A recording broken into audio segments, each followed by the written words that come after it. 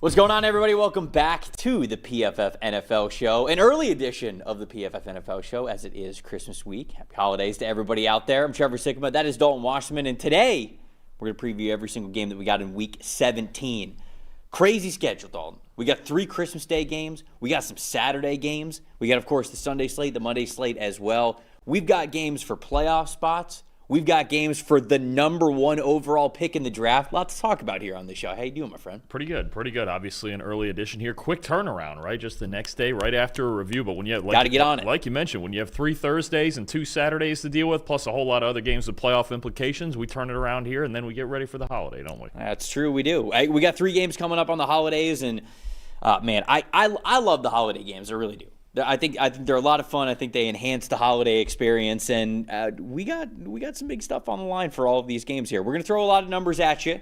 If you guys want to see these numbers for yourself, we'll run a holiday sale. Holiday 30 is promo code to get you guys 30% off that PFF Plus subscription. And as you would expect with the name, the sale's not going to be around much longer, guys. So if you haven't taken advantage of it yet, you absolutely should right now. Holiday 30 gets you 30% off a PFF Plus subscription. You'll see all the grades that we'll talk about here on the show, the data points, the player prop tool, the fantasy tools, the mock draft simulator, the fully unlocked mock draft simulator where you can run as many mock drafts as you want all off season long. All that good stuff with the PFF Plus sub. Holiday 30 gets you 30% off there. Dalton, I hate to admit that you know ball. And you got 2 games up on me last week. It is tough to admit that. It's tough. Sure. It's tough for me because when we were going through the early part of the week, I thought this was going to be a big comeback week for me. I thought we were going to get back to even. Right now in the standings, when it comes to picking these games, you are 158, 81, and 1. I am 153, 86, and 1. You went 13 and 3 last week. Feels pretty good. Big week for you. I went 11 and 5, so you got 2 games up on me. 6 games that we split on. I went 4 and 2, and you started off well, like you mentioned, with the Seahawks coming back. I know. That's why when the Seahawks won, I was like, "It's my week, baby. We're getting back to even." So I got a lot of work to do. I wrote down what I think the final score of all of these games are going to be, but I could very well change them on the fly. Simply put, because I have to, and I only have 2 weeks left before the strategic flip-flop on some of these. It might happen. And there's some of them that I think very much are unpredictable, especially when you talk about, again, the games that it's actually, to me, the games that don't matter for any sort of playoff contention. Those are the weird ones that you just go, let's just see how these 2 teams come out and what the vibe is. Let's start with the first day that we have on Christmas Day, the 1 p.m. game. It's the Dallas Cowboys traveling to Washington to take on the Washington Commanders. Last time that these 2 teams lined up against each other this season, it was Week 11, and the Cowboys won 44-22. This one wasn't very close. And at this point of the year, there's a lot of teams that are eliminated from playoff contention. Dallas Cowboys are one of them. So I even had to look up, like, okay, are the Cowboys even going to play everybody throughout the remainder of the season? The report is that yes, that a lot of these starters are still going to play. Maybe not the whole game, but they're going to play the majority of the game here. So we are going to get the starters here in this one. Not all of them, because there's some injuries that we're dealing with here. Dalton, let's talk about the Commanders first. What do the Commanders need to do in this game? What are you looking at on their side of the ball on offense? We've talked a lot this year about how they do need to run the football well in order to succeed. They're a much better offense when they're balanced with Ja'Cory Krosky-Merritt, with Chris Rodriguez running the football, and then they need to get Marcus Mariota really some prime play action opportunities, because he's got an 80.5 play action passing grade this season. That's actually the 9th best in the NFL, and 9.4 yards per attempt on play action. Much better with play action this year than without it. A non-play action passing grade under 60. That's 30th in the NFL. And the Cowboys, I mean, they've really struggled to cover anything, but against play action in particular, they give up almost 9 yards per attempt, and they've given up 31 explosive passes to play action passes this year, 7th most in the league. So Mariota's got a chance to have a better outing than he actually did last time. He played a little bit against the Cowboys last time. That was a game where Jaden Daniels got hurt, and obviously they got blown out, but he's going to get the full start this time around, and it would really benefit the Commanders to run the football well early in the game and then give Mariota some nice play-action passing opportunities against this secondary that struggled all year. I agree, and you know, unfortunately, the script is the same for the Cowboys offense and the Commanders side of things, and the Commanders have been a bottom 3 team in terms of coverage grade almost the entire season this year. They're just not very good at it, and there's a reason why the Cowboys put up 44 on them when they met in Week 11. Now, for this matchup specifically, if you look back to Week 11, that was a really good Javonte Williams game. It was a really good game with the Cowboys on the ground. And when I say really good, I mean the best. This was the best that it looked. You guys can see right there. Those are some premium stats that you can see over at PFF.com if you have a PFF Plus subscription. And you see right there, those are Javonte Williams' rushing grades for that Week 11 matchup. 83.7 rushing grade. That was his highest of the season. 19 carries, 116 rushing yards, 1 touchdown. He had a 77.2 rushing grade on inside zone plays, so specifically attacking Washington in the middle of that defensive line. And Washington's defensive line just has not been up to the level that they've needed it to be. I think in pass rush, certainly in run defense as well, it's been an issue. The linebackers, I think, have been better at run defense, and they've been helping out a little bit. But Cowboys got too much push on this team in Week 11. I just don't know if it's going to mean that much of a difference. I worry about the Commanders being able to put up a ton of points, even with Dallas's struggling secondary. I don't worry about the Cowboys putting up a lot of points against the struggling secondary that Washington has.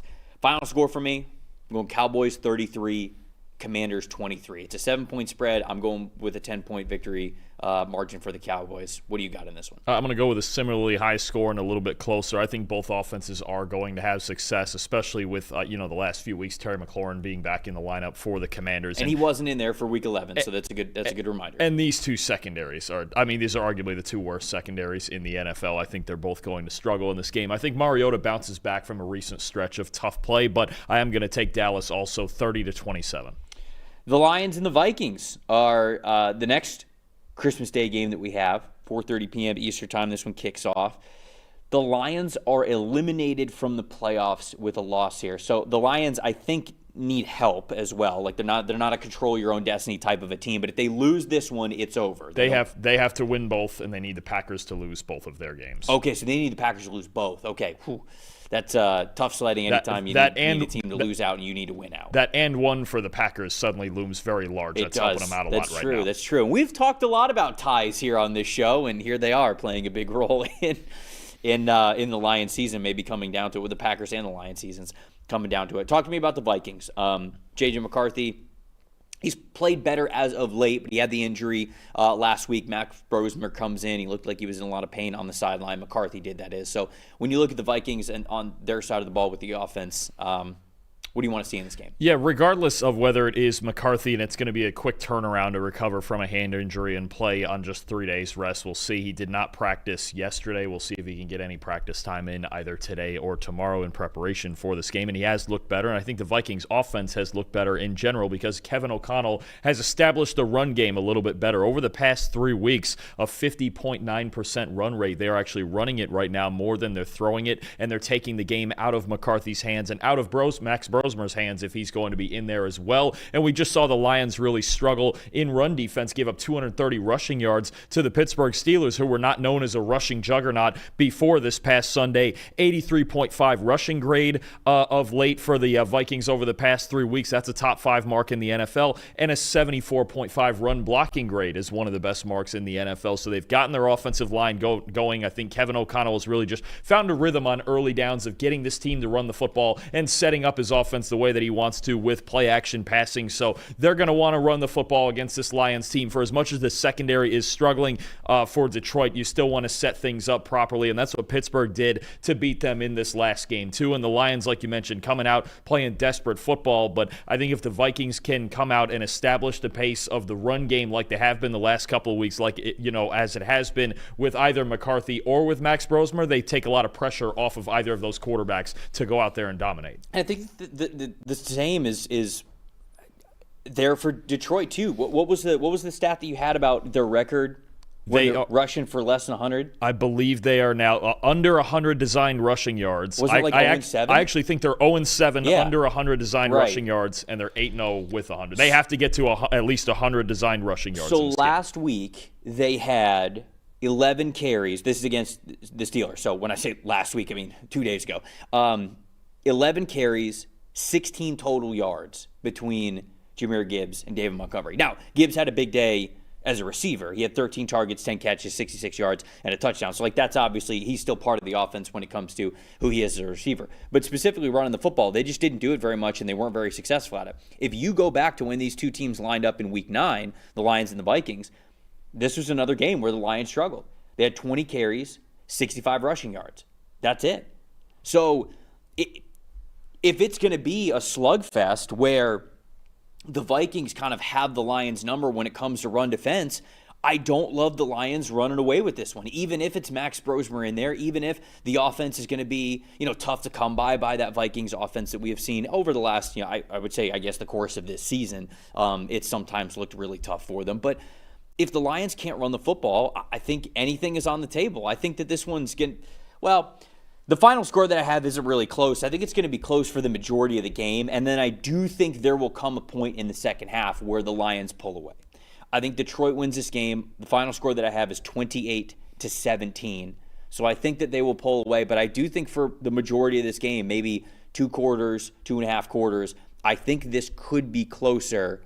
But at some point, whether it's early or late, I think the Lions will snap out of it, and I think they'll have a series or two where they look unstoppable. They'll be able to score a couple of touchdowns, and they'll be able to put this game away. I just wonder, especially if it's Max Brosmer playing, and he played reasonably well in the second half against the Giants in their win over the Giants in New York. I just wonder if the Vikings have enough, right, to keep right. That's my thought, too. They got to 27 points in the victory over the Lions last time. I don't know that they're going to get there with Brosmer as their quarterback, and even if it's McCarthy, then what does the hand injury look like, and how well will he be able to throw the football? The other thing, too, with the Lions to notice, it really has been a lot of the struggles of their offensive line. Yeah. 7 games this year with a run blocking grade as a team below 65. They have lost 6 out of those 7 games. So that's really been the key, is that we just have not seen this Lions offensive line as a unit dominate as consistently as we have the last 3 or 4 years. I'm also going with Detroit. Give me the Lions 24-14. Yeah, I mean, Christian Mahogany, I think, struggled last game. I think they had Kingsley Ugokun as their center last game. He struggled as well. Like there's a lot of struggles on that interior offensive line, and a lot like it's I get funny is the wrong word, but it's been interesting to observe teams like the Eagles, the Lions, and the Cleveland Browns as well, because I would say 3 or 4 years ago, we would have told you that these 3 offensive lines probably the best in the NFL, right? I mean, like it was constantly those 3. They were at the very worst within the top 5. Maybe there would have been a couple of other teams who were playing really well who might have been in that mix, but these were the best offensive lines in the NFL. I think that's where their identity really lied. And this year, due to injury, due to age, due to some guys just not being on that team anymore, those 3 teams I think are trying to still lean on the O-line as part of a major part of their identity, and all 3 of them, I would say, are struggling to do so at this point in time. It was a little bit better for Philly, which we'll get to in a little bit here, but for the Lions specifically, that goes into why they've been struggling in the run game and why, when they're not running the ball well, they're not able to control things. They can't control the tempo. They can't control the time of possession. They can't control how much they put on Jared Goff's plate, which is something that you've talked about before. So that's what I think has made things tough for the Lions. But ultimately, I am with you. I do think that they win this game. And I think that they'll have enough on offense to come away with it. Does it feel weird, real quick before we finish this one, does it feel weird that considering, how much we talk about the Lions, and they're obviously supposed to be in playoff contention, NFC contention, and really how strange that the Vikings season has gone, and yet these 2 teams are separated by 1 game in the standings? Minnesota's climbed up to that point? Do the Vikings feel like the weirdest 7-8 team ever? If they win this game, if the Vikings win this game, there's a legitimate chance the Lions actually finish in last place. Which feels very, very strange that, considering, again, these 2 teams' paths, that they're so close in the standings. I saw a Vikings fan, I can't remember if this was on this show, somebody in the chat, or if it was on NFLSE, but they were saying that they hope the Lions lose out. There's a Lions fan was saying that they hope the Lions lose out because they're not going to make noise in the playoffs this year anyways, in order to get a 4th place schedule next year. Because it's huge, right? Yeah. You're in the toughest division in the NFL. Vikings, I think, are going to be more healthy. They're going to be better. They're going to bounce back next year. We're seeing what the Chicago Bears are. We're seeing what the Green Bay Packers are. And the Green Bay Packers have dealt with a lot of injury. Imagine them more healthy. They're going to be up there in Super Bowl conversations when we're talking about this next August and September, right? You're in the toughest division in the NFL. You need all of the easy, quote-unquote, easy games that you can possibly get. So I know that fans there's a lot of fans that never root for their team to lose. But if the Lions lose their next 2 here, that could be huge for them, given the fact that you already know you have to play the Packers, the Vikings, and the Bears twice during the season next year. So think about could be big. Could be big for them. Think about strength of schedule in relation to. I think especially about a couple of teams who have gone worst to maybe not worst to first, but into the playoffs. Who's got the easiest schedule in the AFC? The New England Patriots, right? Yeah. Who had the easiest schedule in the in the NFC? You look at the Bears are up there. I think the Bears they've had the easiest schedule in the NFC. The 49ers were another team coming into the season that people thought could take advantage of an easy schedule. Yep. I believe they were in last place last season. So you look at some of those teams that do get set up right. And again, preseason strength of schedule is tough to deal with because so much changes in the league year to year. But those are a couple teams I think about, the Patriots, the Bears, and the 49ers going from last place to possibly, or I certainly actually all 3 of them are locked into playoff berths now. It does make a little bit of a difference there, and you talk about the Lions trying to bounce back. Maybe that'll help them a little bit after playing really hard schedules the last couple Walt of in the years. chat saying he could see the Lions drafting that Penn State guard, which is Vega Wane. That's a good call. I think he'd be pretty great for them. He'd really help them in pass protection as well. I think him and Tate Ratledge would be a really good 1-2 combo. I think they probably, guards there. in that case, I would think they might move Ratledge to center at that point. Because you still have Mahogany right, too. Yeah, right, so yeah. Ratledge, That's true. They have options. They could wait till day 2 and draft the center, or you could move Ratledge over as they started to experiment with in the preseason and then figure out a guard situation for them there. We'll talk plenty NFL draft sort of when the season is over for these teams officially. Broncos and Chiefs, the night game on Christmas Day. Chiefs coming off a loss to the Titans, in which it wasn't very close, which I think that's the first time we've said that about the Titans this season. Broncos also coming off of a loss here, but still one of the stronger teams here in the AFC. Talk to me about the Broncos and bouncing back here against Kansas City. Look, I think this Chiefs defense, their secondary especially, is probably the best part of their team at this point, although they've been struggling over the last 3 or 4 games as well. And you flash back to Week 11 when Denver really got, I thought, the victory that maybe turned the tide for both of these teams. It felt like it was the end of an era in this division all of a sudden when Denver beat the Chiefs the first time. And it really was because of Bo Nix and how well he played in that game. An 83 passing grade and 81.8% adjusted completion rate. And he did what so few quarterbacks early in the season were able to do. He attacked down the field. 4 big-time throws, a 93.5 passing grade in a clean pocket. Guys, if we want to go up in that top right corner, that pressure and depth tab, we can look at a couple of things here. You look at in a clean pocket when he didn't get any pressure on him in the pocket. That's pretty darn good right there. 93.5, you can live with all 4 big-time throws. And if we want to scroll down a little bit, really attacking with the deep ball, right? We've talked all year about this gunslinging Auburn Tiger version of Bo Nix, but you see in this game, 5 for 8 on 20-plus yard targets, all 4 big-time throws, and one of those incompletions was even dropped. Could have been 6 for 8. You just don't see very many quarterbacks able to attack this Kansas City secondary with as effectively as Nix was able to, and those are really the signature plays in this game. Were those 4 big-time throws. So with the Chiefs kind of looking a bit demoralized, obviously their offense does not look very good at all right now, and the pass rush has been struggling all year.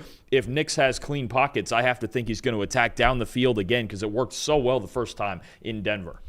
On the other side of things, for Kansas City, Chris Oladokun is their quarterback now, and we talked about this, how Gardner Minshew did not tear his ACL. We thought that he did initially, but it looks like he did not tear his ACL. I can't remember the medical phrase that you repeated a bunch on yesterday's show, but it looks like that Minshew did not tear his ACL, which is great, but he was still placed on injured reserve. So it's still going to be Chris Oladokun, who is starting at quarterback for Kansas City. And when you look at him specifically against the Tennessee Titans, he came in, he was 11 for 16, 111 passing yards, had 2 attempts, 7 rushing yards there as well.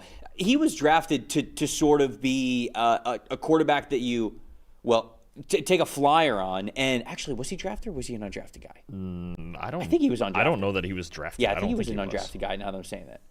So anyways, he was brought on the team to sort of take a chance on a player who is able to make things happen out of structure. He started his career at South Florida. He's from Tampa, Florida. Started at USF. Then he went to Samford. Then he finished his career at South Dakota State. And he's that kind of guy who when pressure's mounting, he can really get out of the pocket and he can make things happen with his arms or his legs. He's got good NFL arm talent, but the accuracy has just been a big issue for him, I think, throughout his NFL career. And the number that I want to focus on from last week's game against the Tennessee Titans is the time to throw. It's 3.14. If you are operating in a world where 3.14 is sort of where you're living with how quickly or not quickly, in this case, the ball is getting out of your hands, it's just too much time to be holding on to the ball. Defenses, and specifically the defensive line, is going to lock in. They're going to be able to descend on you. You're going to have to make some throws that you're not comfortable making when you're waiting to get rid of the ball that long. That time to throw for him has to be so much lower. We've got to get it at the very least below 3 seconds. I think somewhere around 2.9, 2.95 I think would be great for him in this game. But you have to be able to see it in order to do that. Right, you're not going to get rid of the football if you're just saying like, all right, well, it's right before 3 seconds. I got to throw it, because then you're going to put it in harm's way. You're not going to be trusting what you're seeing. You're not going to have confidence. But he needs to have that confidence for the Chiefs to win this game. I'm not taking the Chiefs, though. I'm taking the Broncos 24-13. The Broncos, though, are a sneaky team where I think people will look at that line. It's a 12.5-point line in favor of the Denver Broncos. They could very well win this game by 2 scores like that. They could. They haven't done that a lot this season. In fact, I feel like there have been a lot of games where the Broncos have really struggled against the spread and handling teams that they are better than. They feel like one of those teams that's kind of played both down and up to their competition. They can play the best in the NFL, we've seen it, but they can also play down to teams. I mean, you go back to that Jets game in London that was like, holy cow, somebody just please try to win this football game. And you would think now that what we think about the Denver Broncos and their record and how they could be the 1 seed and all that, you would have thought that they would have been able to, at some point in time, take the reins of that game. And they just didn't. And they're a team that I think is a little bit frustrating in that regard. So I'm not predicting this crazy blowout that some people think could happen. It could. We just haven't seen that very often from this Denver Broncos team. So it would be great for their sake if they could see it. But it's hard for me to think that Oludokin's going to get that time to throw down against this Broncos defense. That's sort of a rough ask for him. So I'm going with Denver to win this game. And he's a guy a little bit more athletic than Gardner Minshew. I think when he gets in those situations where the Broncos are blitzing and sending pressure, I think he's going to hang on to it and try to scramble outside the pocket and make plays, improvising. And he made a couple of explosive plays outside the pocket last week against Tennessee. But this is a Chiefs team that's also just not explosive at all. And you talk about them only having 3 explosive plays against the Tennessee Titans in that blowout loss. Denver allows the lowest rate of explosive passes and the second lowest rate of explosive runs in the league this season. That's 15-yard passes and 10-yard runs. At this point, we've seen the Chiefs struggle to score when they had Patrick Mahomes on the field. This is arguably the worst offense in football right now. I'm going to treat it as such. I think Denver wins 23-7.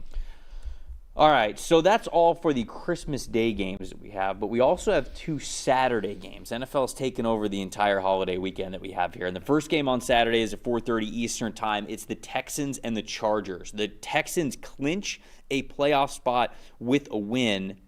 Do the Chargers have anything on the line in this one?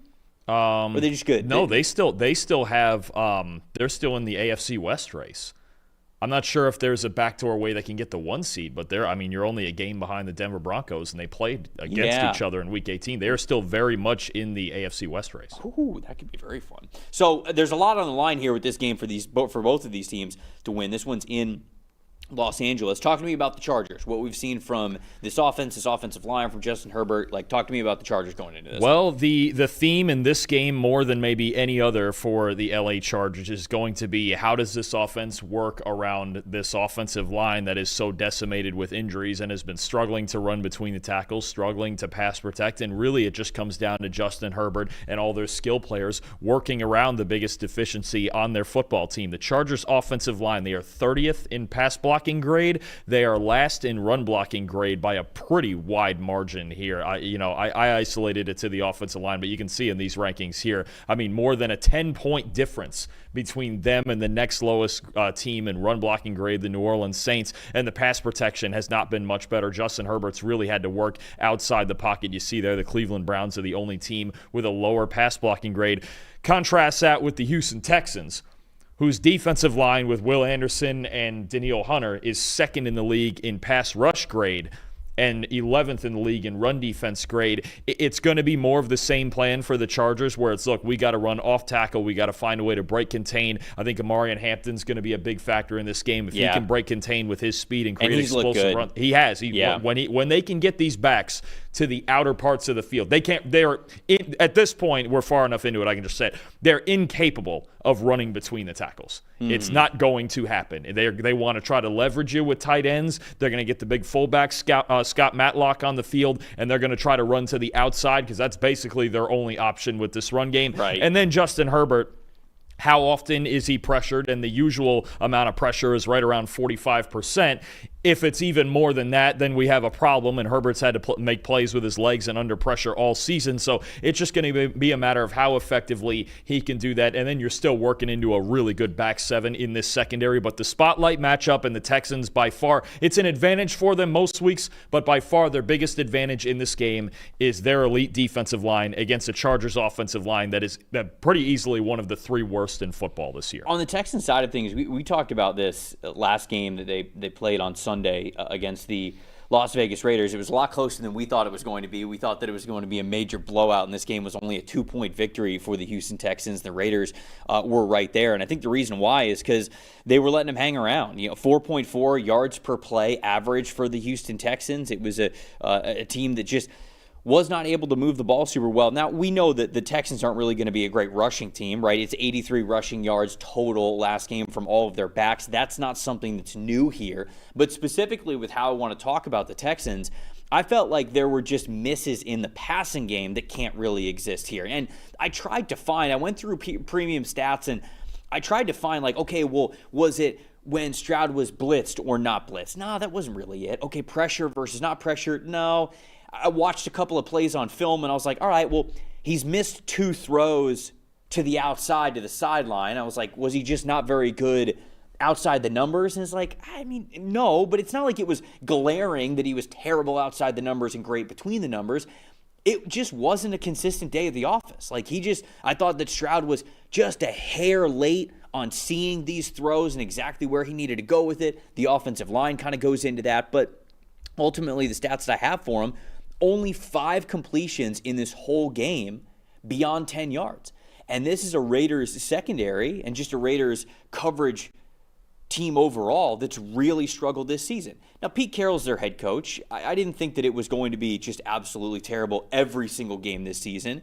There's a chance that they could get a couple of games right, and I do think that they kind of got this one right. So they were playing a little bit tighter, and they were playing a little bit better in coverage than they have for most of the season. So I want to give them a little bit of credit there, but I do still think that there was this lack of execution from the Houston Texans. And I can't sit here and look at the Texans, who have a defense that's elite enough to give them a chance to make it to the Super Bowl. It's hard for me to take them super seriously as a deep playoff contender when the run game is as inefficient and doesn't have the explosiveness that we know is a constant for them every single week, and when I know that the passing game has the ability to go this hot and cold.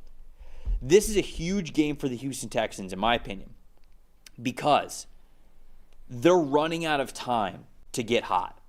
So, yes, you have to win this game, and getting into the playoffs is the big reason why this game matters the most for Houston. But to me, even beyond the playoffs, if you just make the playoffs and you're still this up and down passing offense, could very well just lose, week 1 of the playoffs just because of those inconsistencies that you have. You got to start to get it going.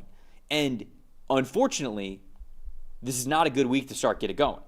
You're going up against Jesse Minter and a defense that has done a really good job of limiting those deep intermediate and just overall deep passes this season. If you can have success against this defense, if you can complete a couple more intermediate passes, deep passes, I start to feel really good about who C.J. Stroud is going into the playoffs. So this is a big game for me in that regard. We got to see the best out of C.J. Stroud. You pick the Chargers. This is a hard one. All right, I'm picking the Texans. I'm going Texans 23, Chargers 21 here. This is it's a really hard game to pick, honestly. I think it's as much a coin flip as we have. And one thing you mentioned about C.J. Stroud and just kind of the misses, right? He is 34th out of 45 qualified quarterbacks with a 72% adjusted completion rate. It just has not looked that precise. And against this Charger team, you have to be precise, especially underneath. Because honestly, the Chargers looks like a half second late. Right, and he's had injuries this year. He's been out of rhythm. There's he's got 2 rookie receivers in Jaden Higgins and Jalen Noel. Obviously, he's still trying to find chemistry with. To me, it looks to me like the guys who he's thrown to before, right? Nico Collins and Dalton Schultz. He's got better chemistry with those two than the rest of the receiving core, right? And you're right, everything looks a little bit off. In some games we see Jaden Higgins produce, in some games we don't. But he's going to have to be really, really precise because the Chargers and their secondary, top 5 coverage grade in the league, they specialize in their zone coverages and preventing those deep shots down the field like you were talking about. To me, Stroud has to be quick, and he has to operate underneath in a precise manner to manufacture first downs. That's really how you have to beat this Charger team. I know that's something I've mentioned about them a lot. Derwin James and their secondary, they're just so good at preventing those deep shots. So this is a hard one. I really flipped a coin and kind of just went with the home team here. Chargers 22, Texans 19. If the Texans can dominate in the trenches, they can win this game. If the Chargers rattle Stroud and they don't allow explosive plays in the passing game, then I think they can win. I'll take the Chargers at home, but I think this is a really tough game to pick. I think it's a fun game, too. Fun game for everybody to watch. This is the only game that's going to be going on at the time. The Saturday night game is the Baltimore Ravens and the Green Bay Packers. The Packers clinch a playoff spot with a win.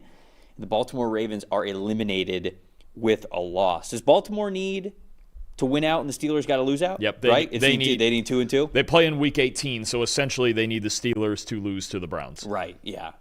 We still have the ability to set up some nice do-or-die games for Week 18. Oh, we are still – this is crazy that we're going into the second to last week and only one division has been clinched so far. Yeah. Only the Eagles in the NFC East have clinched their division. No, we're going to get we might not get a lot of playoff spots on the line, but seeding. But the seeding's going to be crazy. If they both win this week, Seattle and San Fran are going to play for the 1 seed next week in the NFC. We're still going to get some really fun football games despite a lot of the berths being clinched. All right, talk to me about the Packers here in this game. Obviously, they're going through a lot of injuries.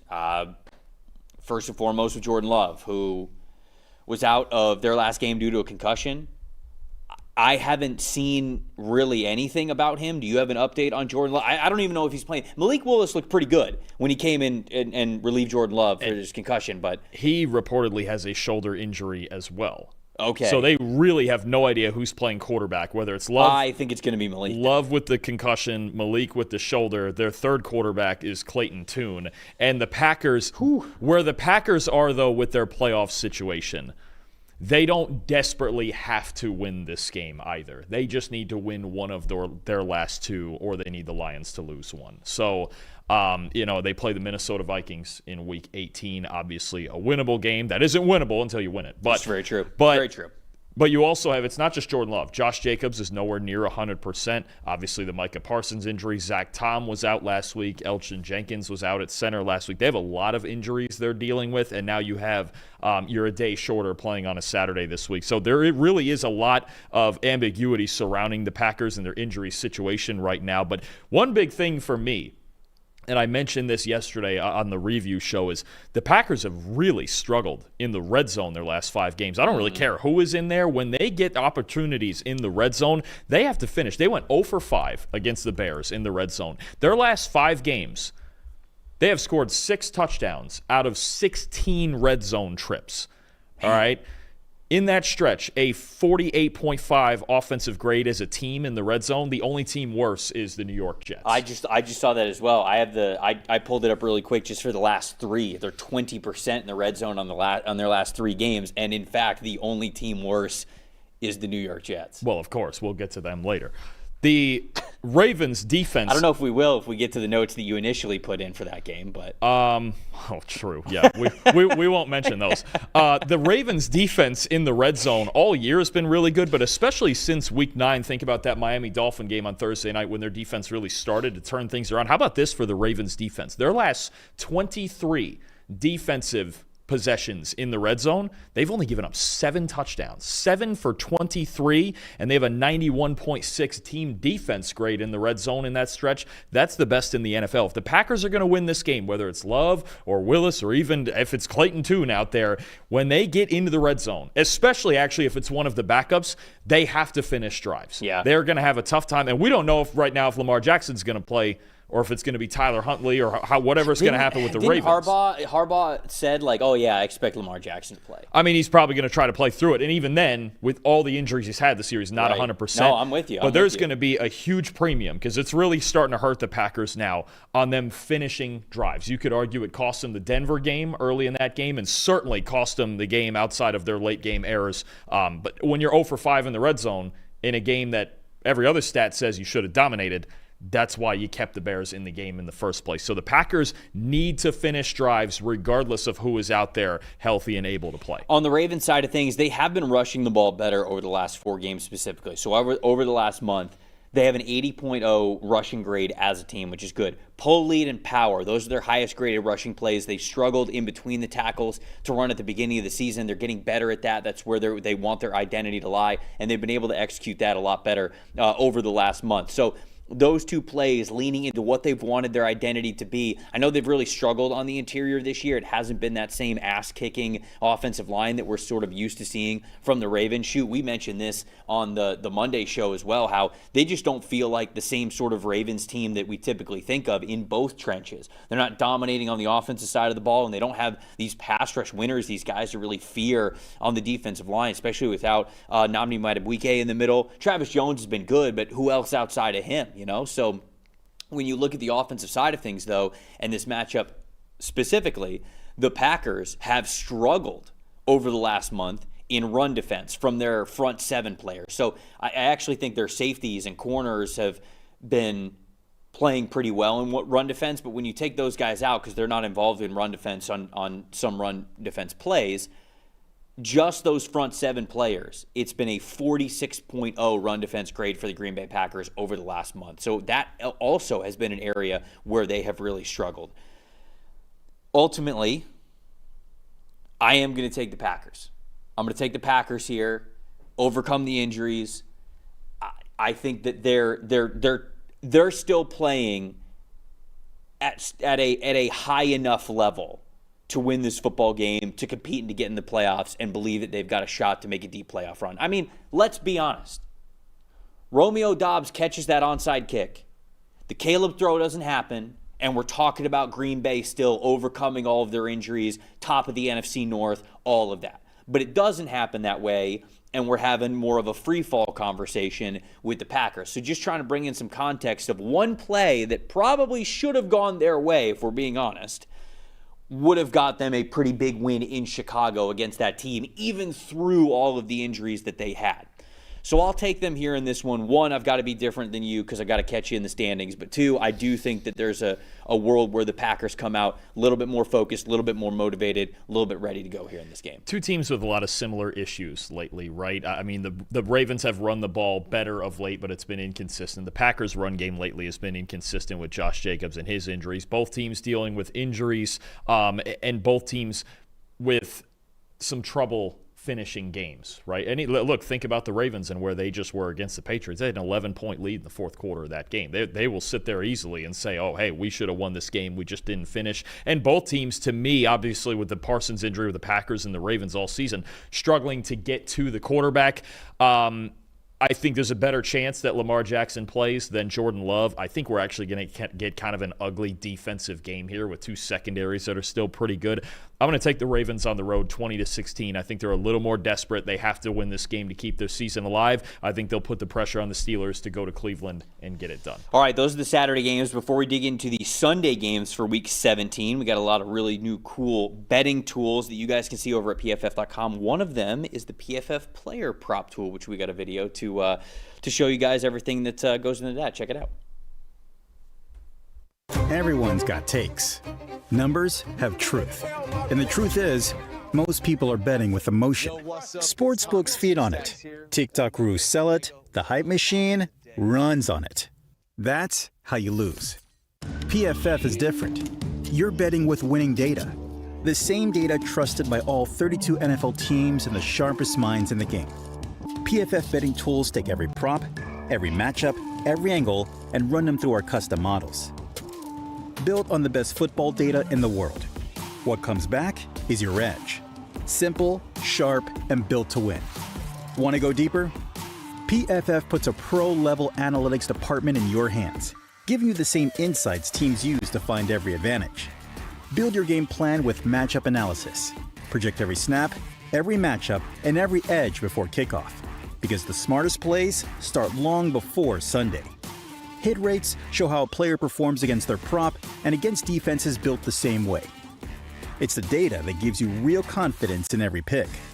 Next, Key Insights translates PFF data into the story behind every matchup, giving you the why that powers your bets. From coverage schemes to defensive looks, it's the context that turns raw numbers into winning decisions. When you're ready to take action, filter through every prop on the market and focus on the opportunities that matter, by game, matchup, or value. Then, shop for the best available line in your area and tap your book of choice to place the bet instantly. Everyone's got takes, but now you've got truth. Bet with data, win with PFF.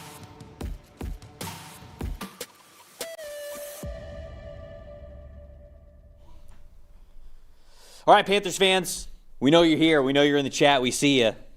What a big game here. Carolina hosting the Seattle Seahawks in Carolina, 1 o'clock on Sunday.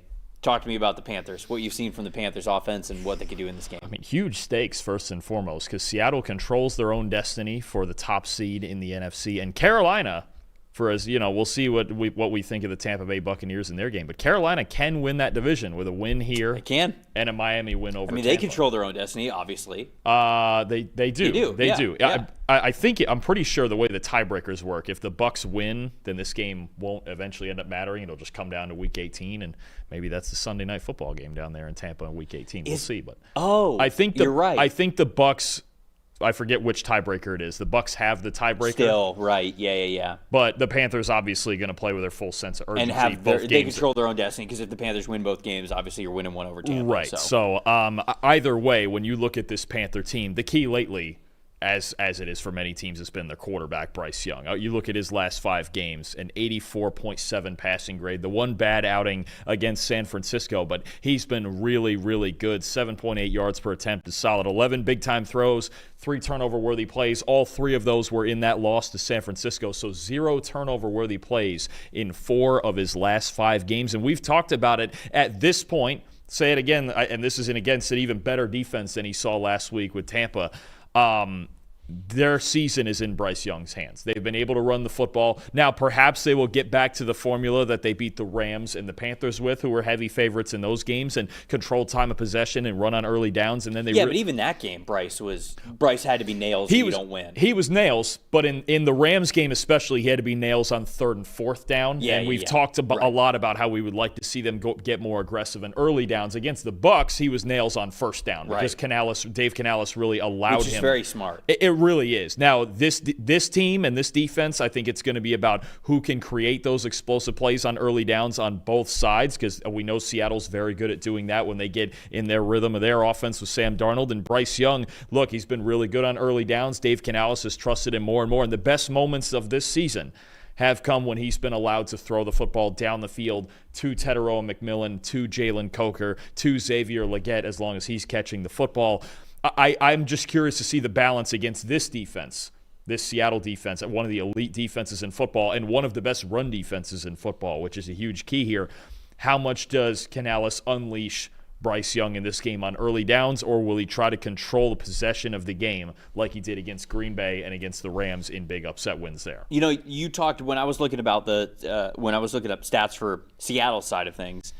You talked a lot, I think it was last week, about Darnold versus too high stuff, right? When he was facing too high shells. So really, that could be anything. It could be, a classic cover 2, could be quarters, something like that, where there are at least 2 deep safeties along with other defenders, whether they're underneath or whether they're helping deep. So when there are 2 deep safety looks, Darnold had struggled a little bit when there were those guys that were deep, and it was making it a little bit more difficult for him to hit those deep shots, to give his receivers a chance who might be one-on-one on the outside, those deep intermediate routes as well. Like those things, when he doesn't have that available, sometimes you make him second-guess a little bit.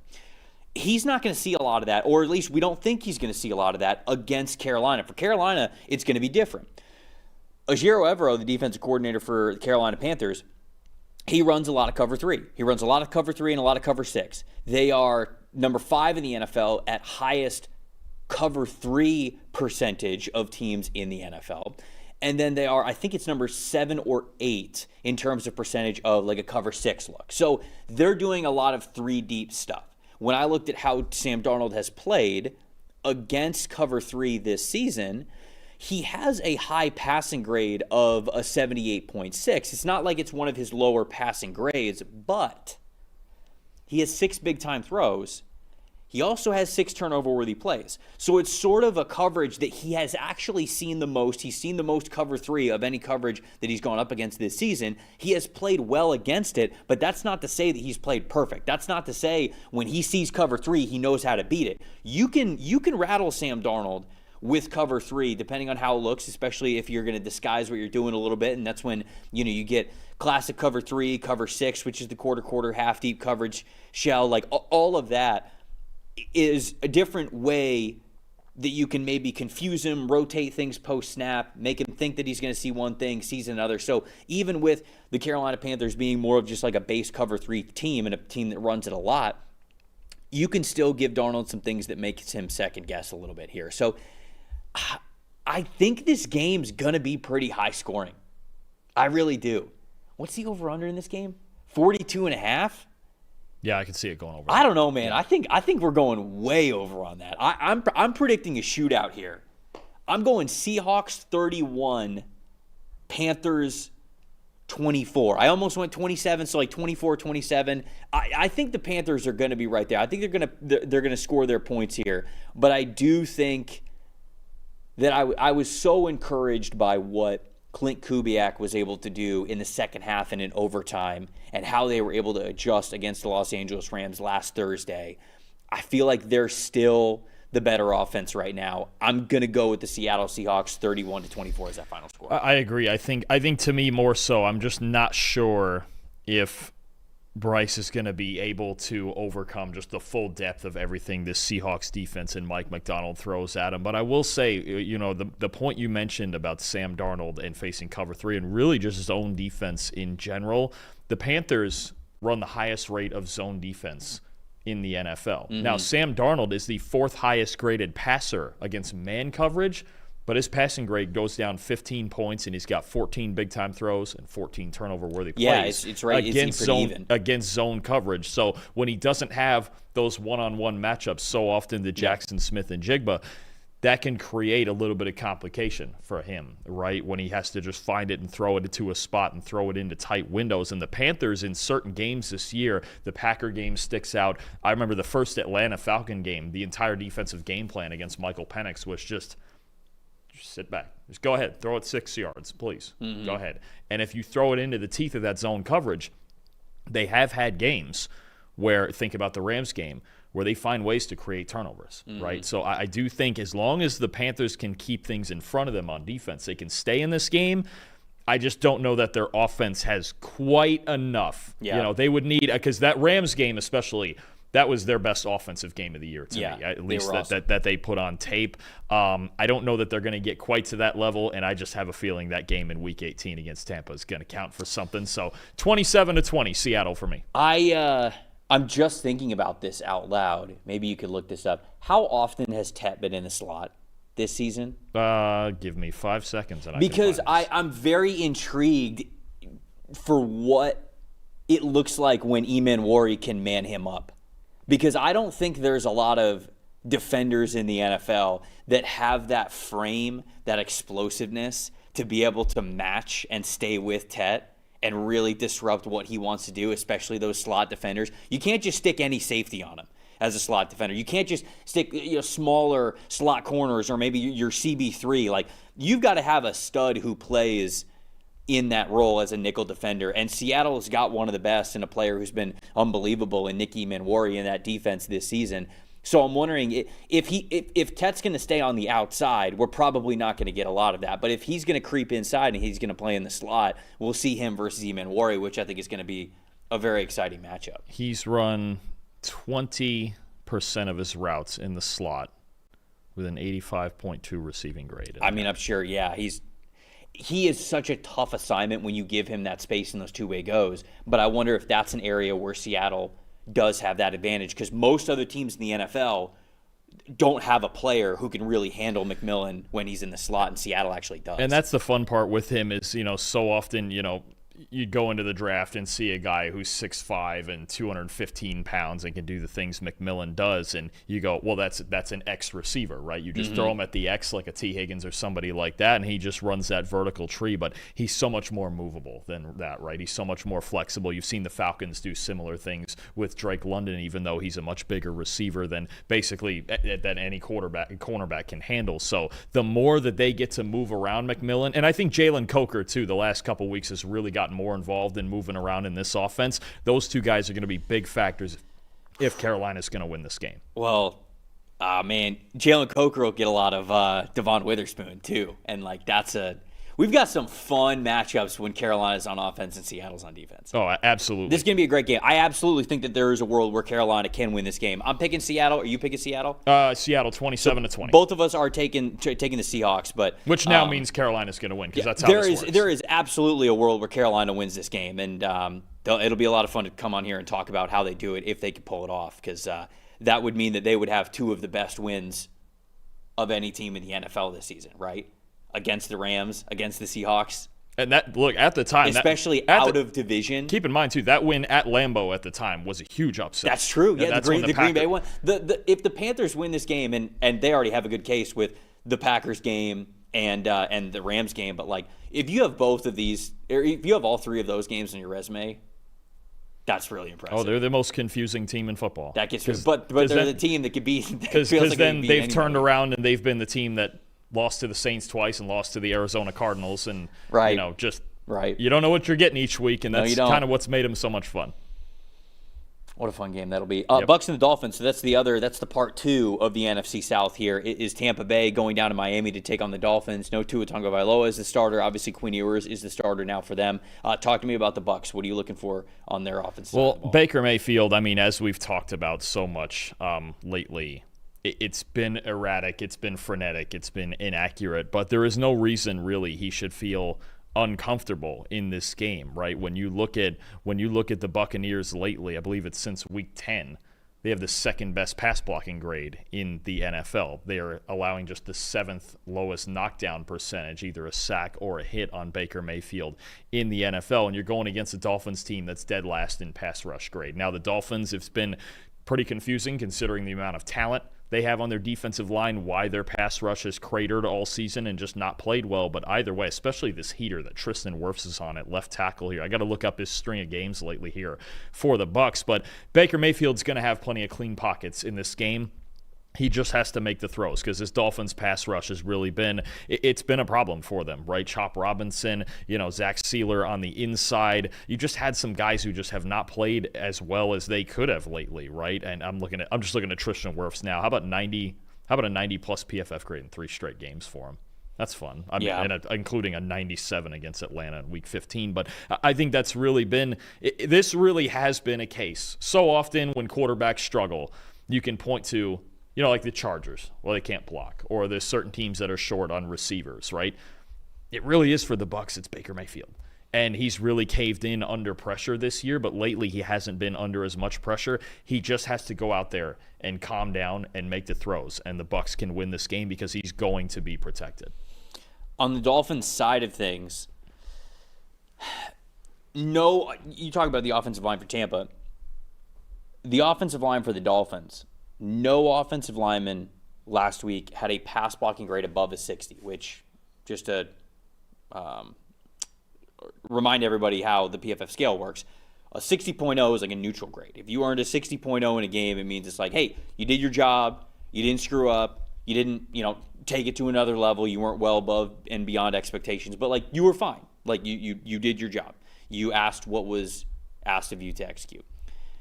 No one on their offensive line has a 60 or above outside of Aaron Brewer, who is elite. Aaron Brewer has like a 90, had like a 90.5 pass blocking grade last week because he's been one of the best offensive linemen in the NFL this year. Nobody else had a grade above a 60. So I feel a little bit bad for Quinn Ewers because we're sitting here, judging him as a quarterback in his early first starts of his NFL career, and he just doesn't have an offensive line that's protecting him very well. I also felt on the defensive side of things, the Dolphins looked very unmotivated now that they no longer have a shot at the playoffs, now that their quarterback has been replaced into there didn't feel like there was anybody with any juice on the defensive line. So I think the Bucs should have an advantage on both sides of the trenches.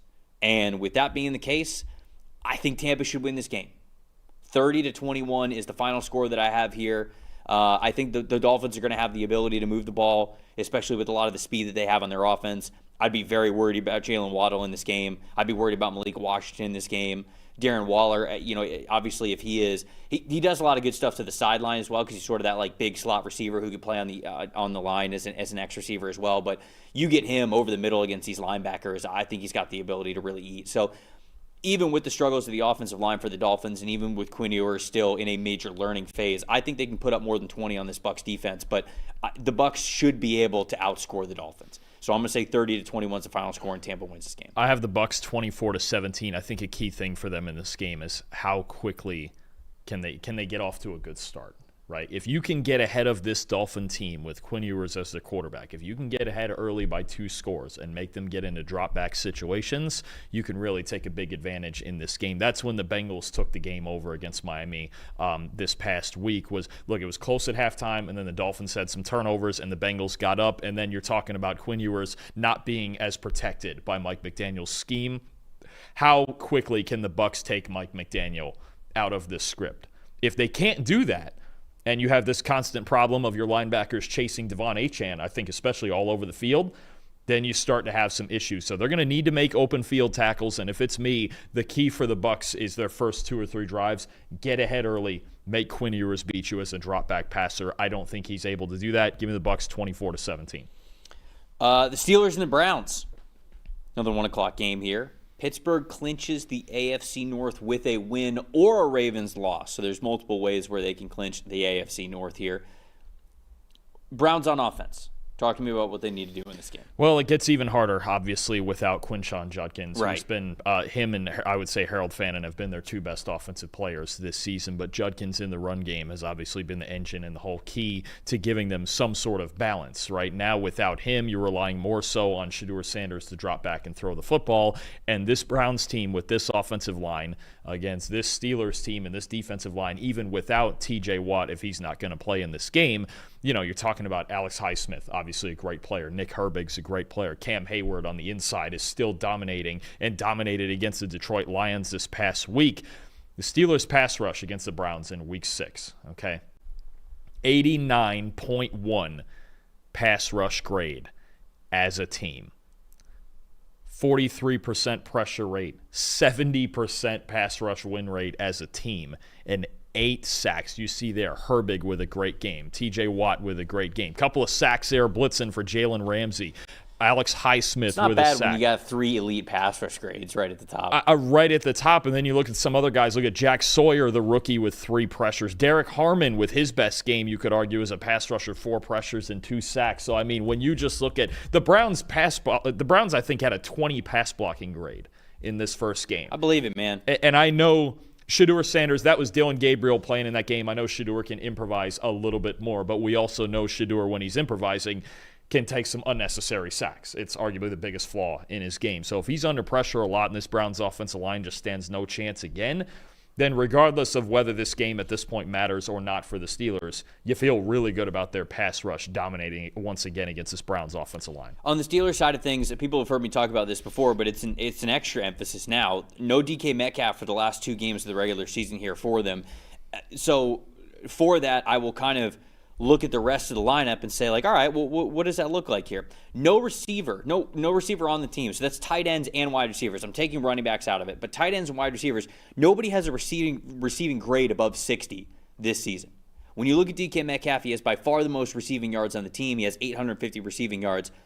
The next two after him are Kenneth Gainwell, running back, 410.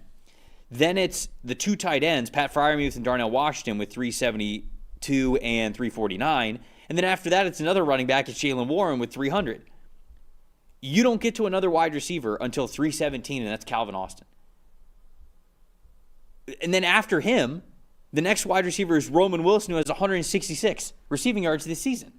This is kind of the Arthur Smith offense, so I'm not gonna harp too much on it because this is how Arthur Smith wants to play. He wants to get the tight ends involved. He wants to lean on those bigger tight ends that the Steelers have. He wants to play in heavy personnel stuff. He wants to get his running backs involved in the passing game. This is sort of the style of the offense that they play.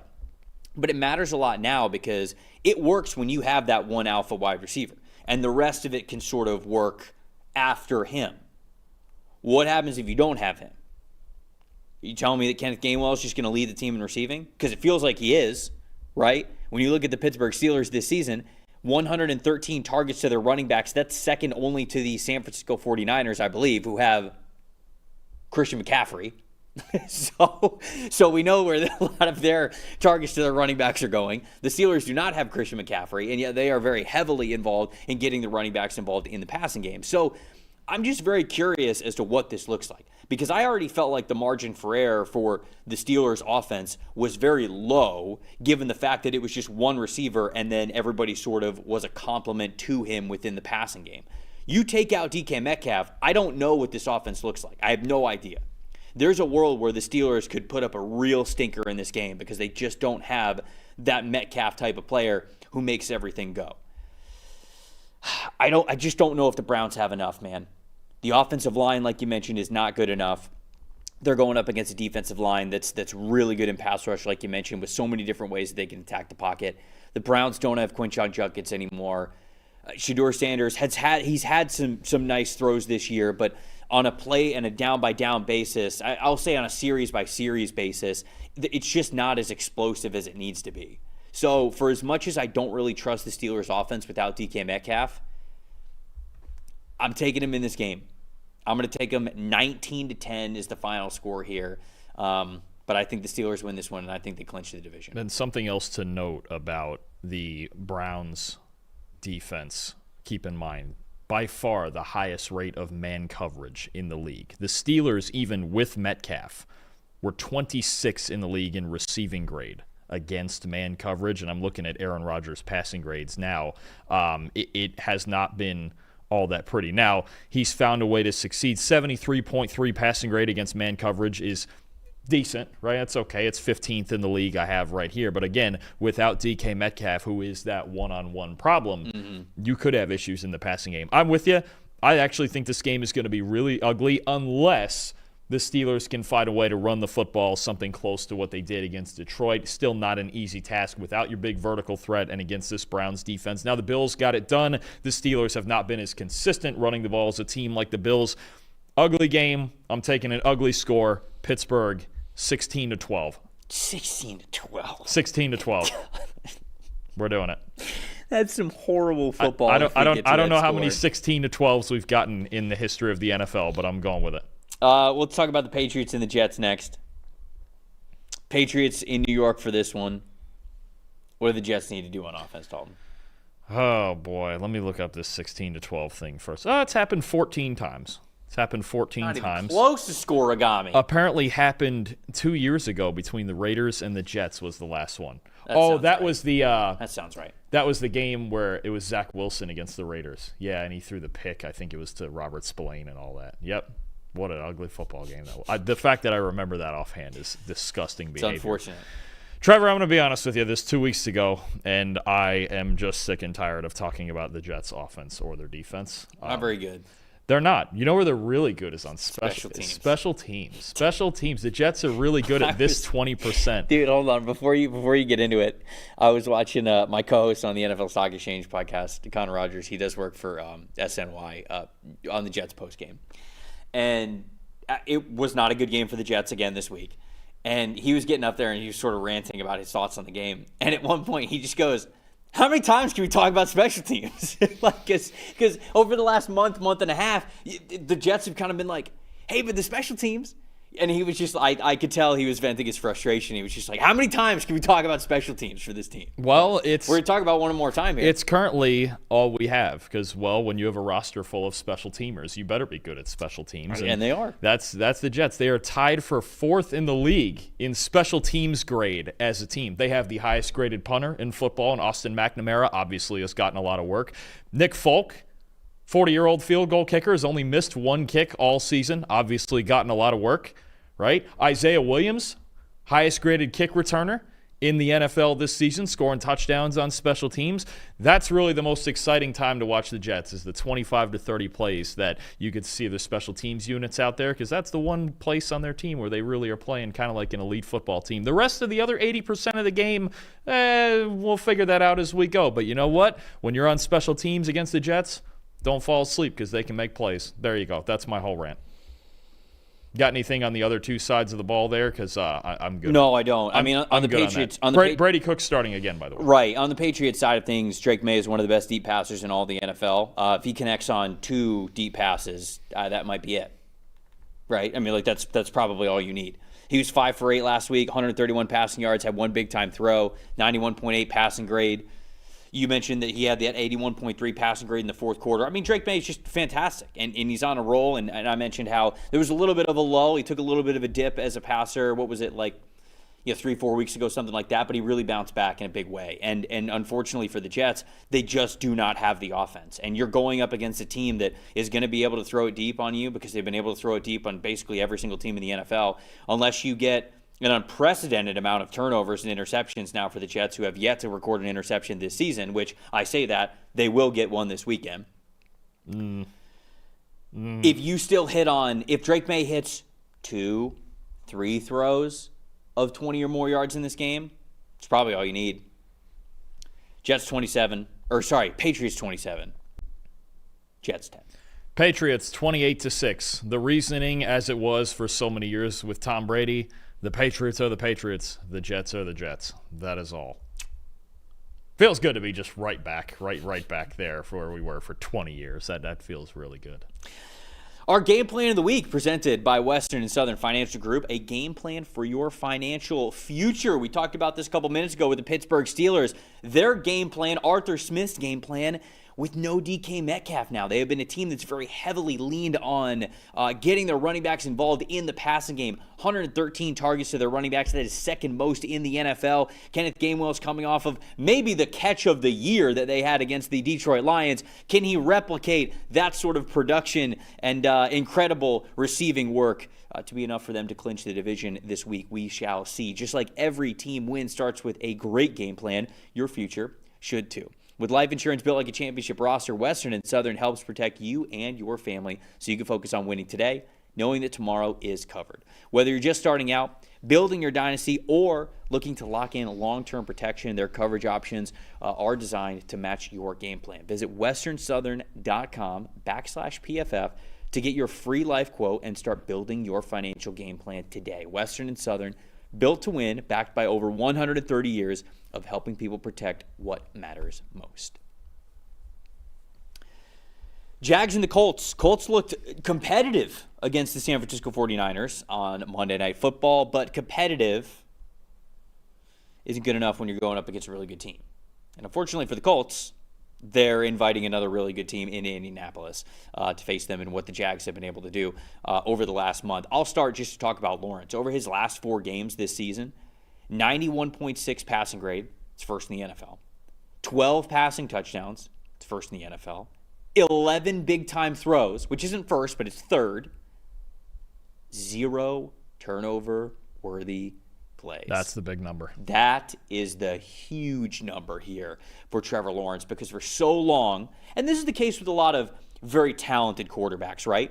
It's the journey of being able to have those big-time throws without the turnover-worthy plays. It's to have the ratio of a turnover-worthy play percentage and a big-time throw percentage and have the gap be large between them. For Lawrence, a lot of his career, it was very even. And even at the beginning of the season, we talked about this. I remember talking about this specifically 7-ish weeks into the seaon, his turnover-worthy play to big-time throw ratio was the worst in his career. He was going the opposite direction. 2 years ago, the big-time throw percentage was here. I can't remember what the number was, but it was like here. Turnover-worthy play was here. Last year, got a lot close to even. 7 weeks into this season, went the wrong direction. You had a higher turnover-worthy play percentage than you did a big-time throw percentage. Now, that big-time throws here, turnover-worthy play percentage is way down here. I mean, that is by far the best stretch in his career, no question about it. And he is playing to the level of not just talent ceiling, but efficiency, decision-making, confidence. This is the best we've ever seen Trevor Lawrence play. Even if you go back to Clemson, there were issues that he had at Clemson. He just happened to be facing teams that Clemson was way better than for most of his college football career. This is the best he's ever looked as a quarterback, probably since high school, to be honest with you. And he's now doing it in the NFL at a rate where the 1 seed is still on the line for him? Yes, if they get if there's a scenario where if they get a 3-way tie with New England and Denver, they are the 1 seed. There you go. It's right there. I mean, New England has to lose one and Denver has to lose one. But crazier things have happened. So, I mean, it specifically just comes down to how Lawrence plays in this game. Is he going to continue this level of excellence? Because if he does, not only do the Colts not have a chance, I don't know how many teams in the NFL have a chance if he's playing the way that he's played over the last month. No, he's really the biggest X factor for this team. And you mentioned it, their first 11 games. It was 12 big-time throws and 20 turnover-worthy plays. Okay, so it was all the way to 12. Wow. Legitimate questions about whether he could actually lead this team to where they want to get to. And look, and the big question is going to be, is this just a hot streak? Because we saw this a few years ago when they made that playoff run. Second half, he got raging hot, and then it kind of teetered back towards middling over the last couple of seasons. Is this a hot streak, or is this finally something that can be sustained? And I think we have to remember, too, with him, he's still only 26 years old, right? And he's played a lot of football. He's already in his 5th full season here. I mean, you're talking about a guy now under Liam Cohen. If he has figured this out, this team is really hard to beat. I'm going to go on the defensive side real quick because this Jaguars run defense is really, really good. They only allowed 89 rushing yards against the Colts in the first victory over them in Week 14. Obviously, that was the game where Daniel Jones got hurt and Riley Leonard came in, so there is going to be a little bit different dynamic. I'm assuming Phillip Rivers is going to play again this week. The Colts still have a very, very slim chance at a playoff spot if they win both games and the Texans lose both of their games, and they're playing each other in Week 18, actually. But the Jaguars, they only allow 3.6 yards per designed carry, 3rd lowest in football. The Colts, they're the AFC version of the Lions for me. The stat is very simple. They are 7-0 when they rush for at least 110 yards. They are 1-7 when they don't. Last night against San Francisco, they ran for 58 yards. They did not have a single explosive run. Phillip Rivers obviously had some fun moments, especially early in the game. A couple of turnover-worthy plays kind of killed the grade, especially the pick 6 at the end there. But he's been able to manage the offense, especially mentally and pre-snap, at a level where they can be functional in the passing game. But they have to be able to run the football, and teams are stacking the box, and they're not allowing Jonathan Taylor to get loose. I think that's really the biggest problem in this game. I do think the Colts, with Rivers and playing at home, again, they're going to look a little bit better, because I didn't hate the way that he played against San Francisco. A little bit better than they did the first time against Jacksonville, but I think the Jags are just better at this point. They'll be able to stop the run. 27-20 Jacksonville for me. I think this game's going to be close, actually. The way that Phillip Rivers was able to diagnose things pre-snap, I think, was a lot of fun. And I think the Colts will be able to run the ball a little bit better against the Jags. I wonder if, I don't mean to be a jinx here, but I wonder if we get like a little bit of a step down from a Trevor Lawrence game, just because we haven't seen it sustained throughout his career. I mean, you mentioned through 12 weeks of the season, we were questioning whether or not he was the guy. So now we have 4 phenomenal weeks from him, and that's great. I don't want to take anything away, but I think there is a little bit of regression that's coming here. Not to say that he can't still play at a very high level, but I think this one is going to be a little bit closer. Jags 24, Colts 23. I think this game is going to be a little bit closer than we expect. Hard for me to believe in this Colts pass defense, especially after seeing Brock Purdy do what he just did to him. I agree with you, but I also don't think it's going to be that bad again.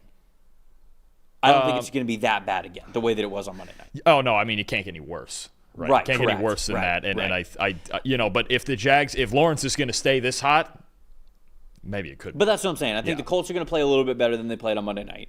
And I think Trevor might take a little bit of a step down here just because the sustained level of excellence is crazy. And if he has another game, obviously we're talking about the longer he sustains that, the more we talk about them like a potential AFC champion. I agree. If he can sustain that into the playoffs. Their version of who they are right now is worthy to make the Super Bowl. Yeah.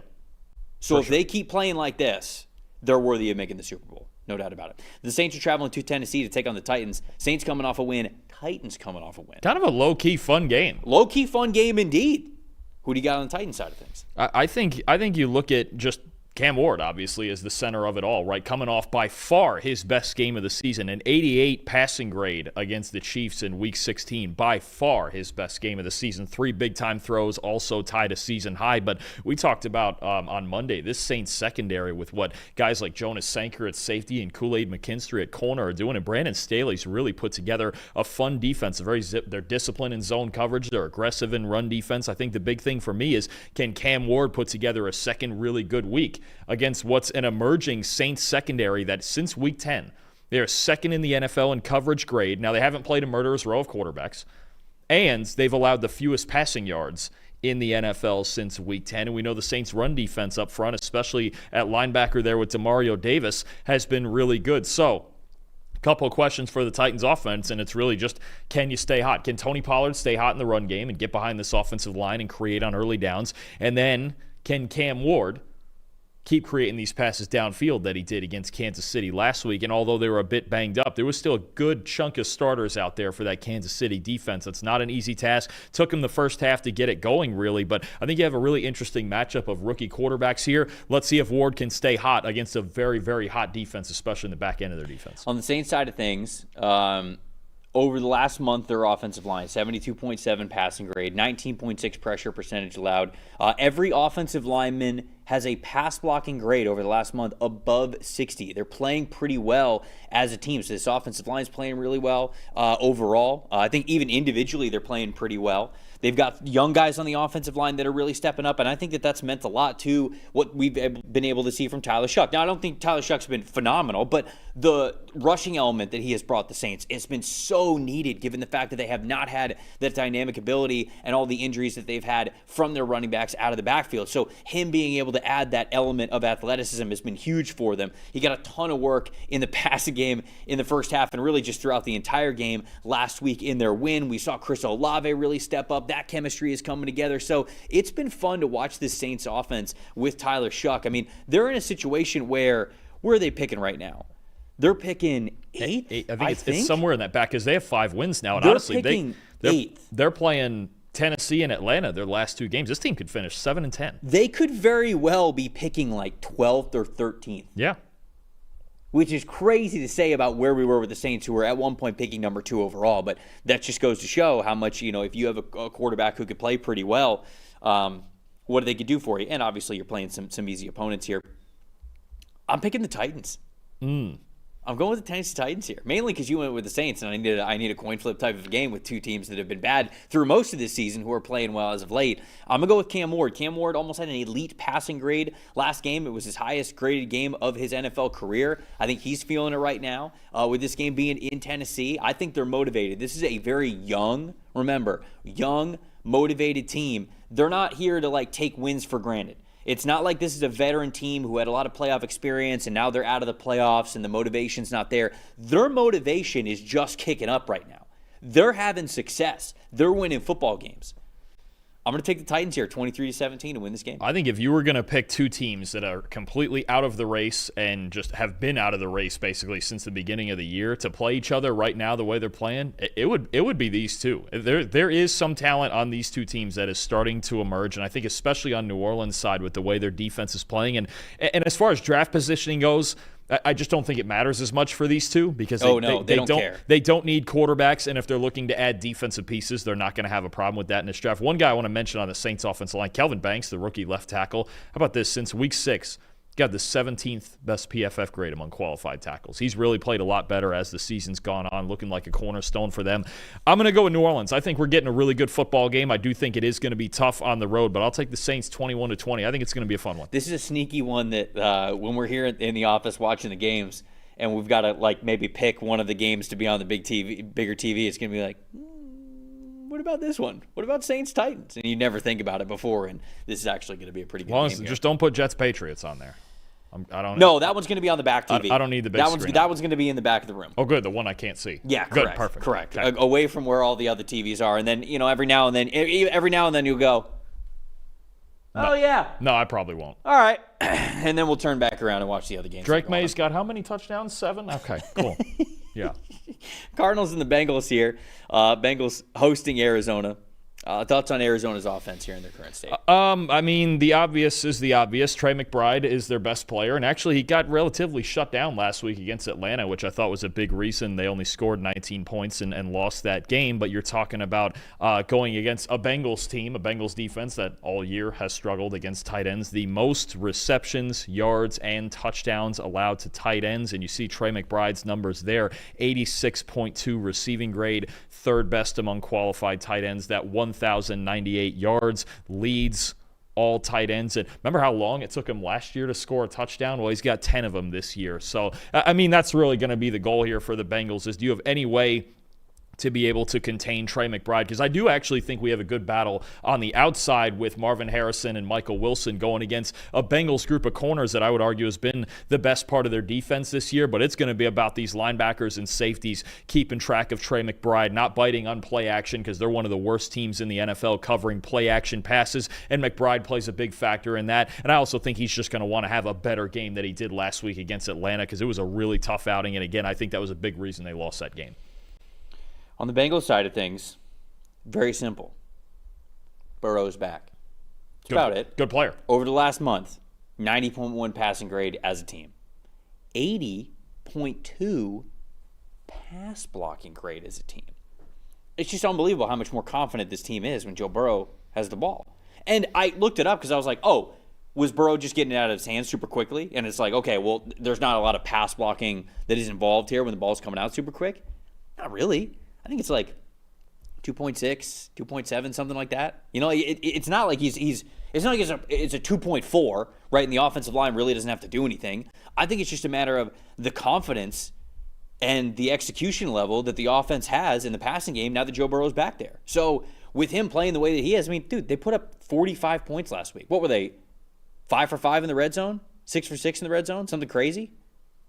I think it was 6 for 6. 6 for 6 in the red zone? Right. Yes. I mean, you got no chance at that point. Cardinals, unfortunately for this game and unfortunately for their season, they are bottom 5 in the NFL at total pressures generated as a team. So if you're not going to pressure Joe Burrow, and if you've got injuries all over the secondary, which unfortunately the Cardinals do, feels like it's been an injury season from hell for them that just needs to end.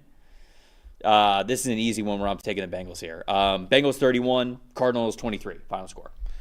Yeah, I think at the end of the day, you're just talking about Joe Burrow being Joe Burrow. As long as Jamar Chase and T. Higgins are healthy, you feel good about their ability to score. I think it actually is going to be a high-scoring game because we've seen Jacoby Brissett play well in stretches, and I do think Trey McBride is the matchup nightmare for the Bengals, but I will also take Cincinnati 34-27. Yeah. Credit to Burrow, too. For as bad as this season's been and everything, whatever it is he's going through as well, he gets out there and he competes the same way every week. This Bengals offense is so much fun, man. It better be fully healthy next year. Yeah. That's all I'm saying. Like, they better be fully damn healthy next year. Because I don't even say this as a Bengals fan, we're getting robbed of one of the best offensive combinations that the league has seen. Is the offensive line perfect? No. Is the running game super dynamic? No. But they can, when you go 6 for 6 in the red zone and you can put up 45 points in an NFL game, that just shows you the potential that they have. Need more balance. They do need more balance, but I want this team to be fully healthy. Because even without balance, we saw what happened last week. Sure. Oh, no, any given week those three are healthy, they can win. They scored 40. The problem is it's the only way they can win. I don't know if it's that big of a problem. No, I'd say no. I mean, I know what you're saying. Really good teams have more than one way to win football games. I know. And just this team. I just want this team to be fully healthy because I don't feel like we've seen it enough with this trio being out there. So hope we get it fully healthy from them in 2026 because I think the Bengals offense is a lot of fun to watch when that is the case. Not only is there NFL action this week, there's a lot of big NBA action as well, especially on Christmas Day. It's a big day where you can watch a lot of NBA stuff. The holidays are heating up on Pick 6. DraftKings' new fantasy pick'em game. Make your NBA picks right now for a shot to win big cash prizes this holiday season. Here's how it works. You just choose more or less on 2 or more player stats. The more accurate your picks, the bigger the payout. It's the kind of upside that you only find on Pick 6, not these other pick'em sites. It's available in most states, including Texas, California, Georgia, and so much more. New customers, you get $50 in Pick 6 credits with just a $5 entry on your first Pick 6 set. Play, pick, cash in on holiday NBA action. Download the DraftKings Pick 6 app now and use the promo code PFF. It's promo code PFF to play just $5 and get $50 in Pick 6 credits. Ride the upside in partnership with DraftKings Pick 6. The crown is yours. If you got a gambling problem, call 1-800-GAMBLER. Help is available for problems with gambling. Call 888-789-7777 or visit ccpg.org in Connecticut. Must be 18 plus, age and eligibility restrictions do vary by jurisdiction. Pick 6 not available everywhere, including New York and Ontario. Void where prohibited, 1 per new customer. Bonuses awarded as non-withdrawable Pick 6 credits that expire in 14 days. Terms at pick6.draftkings.com/promos. And this is a limited time offer. All right, Dalton, this is the game that everybody has been waiting for us to preview. This is it. The biggest game of the week. The most on the line here. The Draft Scout game of the week. The New York Giants at the Las Vegas Raiders. Currently picking number 1 and number 2 overall in the draft order. And this is huge. There's no doubt about it. Because the quarterback class could be real thin. Right now, I would tell you that Fernando Mendoza, the Heisman Trophy winner from Indiana, I think he is going to be in this class. Outside of him, I do not know. I don't think there's a guarantee that Dante Moore from Oregon is going to be in this class. I don't think there's a guarantee that Alabama's quarterback Ty Simpson is going to be in this class. And if there's one quarterback that people think is going to save their franchise, oh my Lord, how valuable is that for the New York Giants if they get to sit at number 1 and they get to trade back from number 1? As opposed to the Raiders, who desperately would want this player and would want to be picking number 1 because they don't want to have to trade up to get to number 1. And the Raiders are in a weird situation to me because you have this game, which feels like a 50-50 game. And then Week 18, they play Kansas City at home. And that's obviously not a great situation there either. The Raiders, can you imagine if they won both of these games? Hopefully Walt's not still in the chat. Because he's not going to be happy about hearing that. I'm just saying, it's not. You're talking to me about the Raiders. What are they doing on offense? Look at them. They're favored, Trevor. I see that. Man. I think they were just going to favor whoever the home team was. Yeah, that's probably true, too. 1.5 is basically like what you get for being at home anyways. To me, the guy you look at for the Raiders and the guy who had the huge game against the Texans and that close loss this past week is Ashton Jeanty, the rookie running back, the 6th overall pick, and he and Brock Bowers are basically the centerpieces of this offense, and despite the fact that the offensive line has really struggled this year, Jeanty had a huge game the other day against Houston, 188 total yards, 60-yard touchdown as a receiver. You see a 10 missed tackles forced as a rusher there, 11 in total for the game, and I think you just look at Jeanty and the opportunity he has to maybe, if they can block at all, have another big game here. 74.8 rushing grade this year, over 700 yards after contact, and I believe it's 75 total missed tackles forced as a runner and as a receiver combined. The only 2 players with more. Bijan Robinson has 95, which is just ridiculous, and Jahmyr Gibbs has 1 more than Jeanty with 76, which that's a Bijan's stat if I ever heard one. That's just ridiculous. But you look at Jeanty and you look at the opportunity he has to have another big game against a Giants team that, for whatever reason, between their D-line underperforming and their linebackers just really struggling this season, the Giants are dead last in the league in run defense grade. It's been a huge... I cannot believe that, It makes almost no sense how poorly this Giants front 7 especially has played with all of the defensive line talent that they have. And, a guy like Abdul Carter has been really solid as a pass rusher, struggled as a rookie in the run game. Right. Okay, that's one thing, but you still have Brian Burns and Kayvon Thibodeau and Dexter Lawrence on the inside, and it just has not worked. So if the Raiders are going to win this game, I really think Ashton Jeanty is going to be front and center of it. He has to be. And I think Jackson Dart has to be on the other side, right? I think that's the obvious. But when you look at Jackson Dart, there were some games when he first came in as a quarterback where he graded really highly. I think the rushing game certainly goes into him grading really well. But specifically, he was having a handful of games where, yeah, the turnover-worthy plays were there, but there were a lot of big-time throws as well. And then he kind of started to have a little bit of a stretch where he wasn't putting the ball in harm's way and was like, okay, all right, he's limiting the turnover-worthy plays. Now, over the last 4 games that he has started, he's had at least one turnover-worthy play in all of them. And when I say at least one, there was one game where he had 1, there were 2 games where he had 2, and there was 1 game where he had 3 even turnover-worthy plays here. We know how bad that they struggled last week, 33 total passing yards there in that game. The offense just looks broken, and to be honest with you, this looks like a completely unmotivated football team. It really does. I feel like I should just take whoever you don't take in this game. Who are you? Are you taking the Raiders? Who are you taking? I have no idea who's going to win this. Really, I should probably call a tie, which would be the most fun outcome out of all of it. If there was any game to call a tie, it would be this one. But I'm going to say Jeanty carries the Raiders to a win, 23-21. I guess I'll take the Giants then. I guess. All right, I'm going to put you on the spot here. Sure. I don't know if you saw it. I think this was from Colin Cowherd earlier this week. From what I read, I didn't love the entire logic of how he got to this conclusion, but I think it's an interesting conversation to have. If the Giants get the number 1 overall pick, do you try to trade Dart and take Mendoza at 1? I like Mendoza.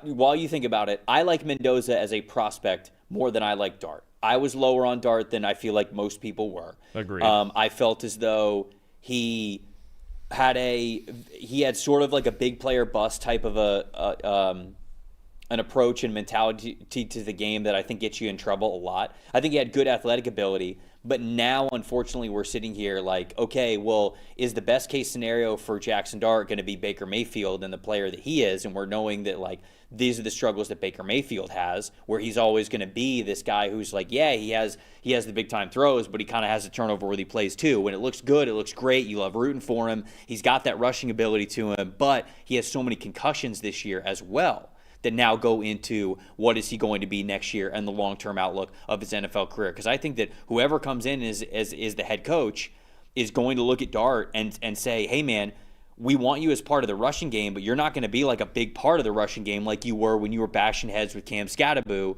when you first were the starter here. Like, that's got to be different.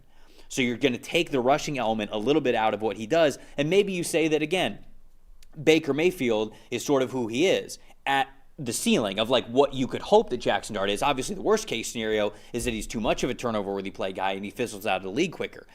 Are you okay with betting on that player?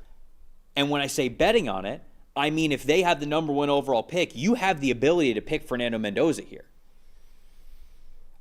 I think that independently... There's a ton of factors that go into this. Number Go one, ahead. with the Giants still being as bad as they are and certainly not making the progress on defense they wanted to make this year, your best argument for it is there's constant chatter about the rookie quarterback clock, right? With the contract and the financial advantage that gives you, because with the state of their team, I'm unless they make a lot of additions that make their defense especially a lot better and their offensive line too, I'm not picking the Giants to make the playoffs next year, right? So I mean, anything's possible. The league is weird, but their defense can't make the playoffs with their defense playing like this. And to me, the right side of their offensive line still needs a lot of work. Okay, I agree with you, but at the same time, I think that you've got to go through this coaching search, realizing this roster is far underplaying what they should. So, dude, they still have Paulson and Debo. They still have. I don't know why he was the first name that I thought of.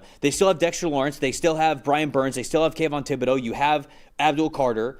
You have, like I mentioned, Paulson Debo. You have Drew Phillips. You have Javon Holland. You have Tyler Nubin. I just know some people are going to be like, oh, Tyler Nubin is that good. If I got that many names into it before we're like, hey, this is a player that maybe isn't very good, Yeah, you got to fix the spot where Deonte Banks is at corner. Yeah, maybe you can get a little bit more out of linebacker, although linebacker, they've been a little bit beat up.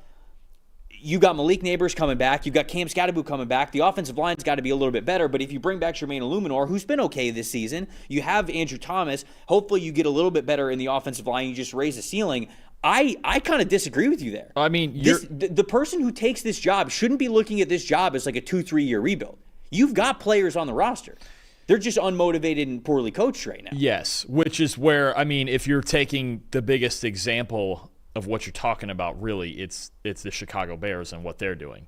But it does come down to you'd have to can you make a Grand Slam Ben Johnson level hire, right? Because obviously you need a good coach. You need somebody to nail. So I think there's a handful of factors in this. One, it's not going to happen because Joe Shane drafted Jackson Dart and he's not going to bail on him. He's not going to do it. Two, you mentioned it does matter how much you value somebody, if it's Fernando Mendoza or Dante Moore, especially if you're picking first. I mean, I think you do the due diligence of watching those guys and figuring out how good they can be. But are they that much better than Dart? Mm-hmm. Whereas you're going to cause yourself this much aggravation and essentially put your job on the line with a trade like that. And the other thing is, what is fair value and what are you going to get for Jackson Dart? That's where I think the argument maybe loses me the most, because I don't think you don't get a first round pick. Are the Pittsburgh Steelers giving you a first round pick for Jackson Dart? I don't think so. I think the best you'll get is a second rounder.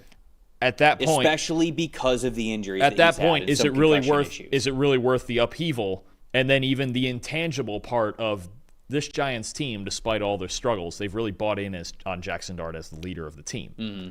Do you really want to reset that? No, and possibly piss a lot of people off in the locker room? Listen, when you have a year like this, there's a lot of guys that are going to be gone anyway.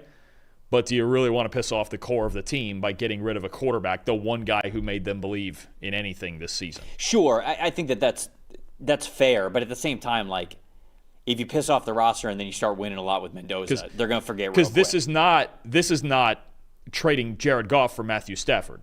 You know, when you're talking about a guy who everybody goes, wow, that's the future Hall of Famer. We got Matthew. This is ditching one kid for one that you don't. And your football team needs to improve a lot around it anyway, and you don't know what the coaching situation is. I don't know. I think that it's an interesting conversation, and I hadn't really thought of it before. There's also so much value to. There have been conversations about things like this later in the rookie deal.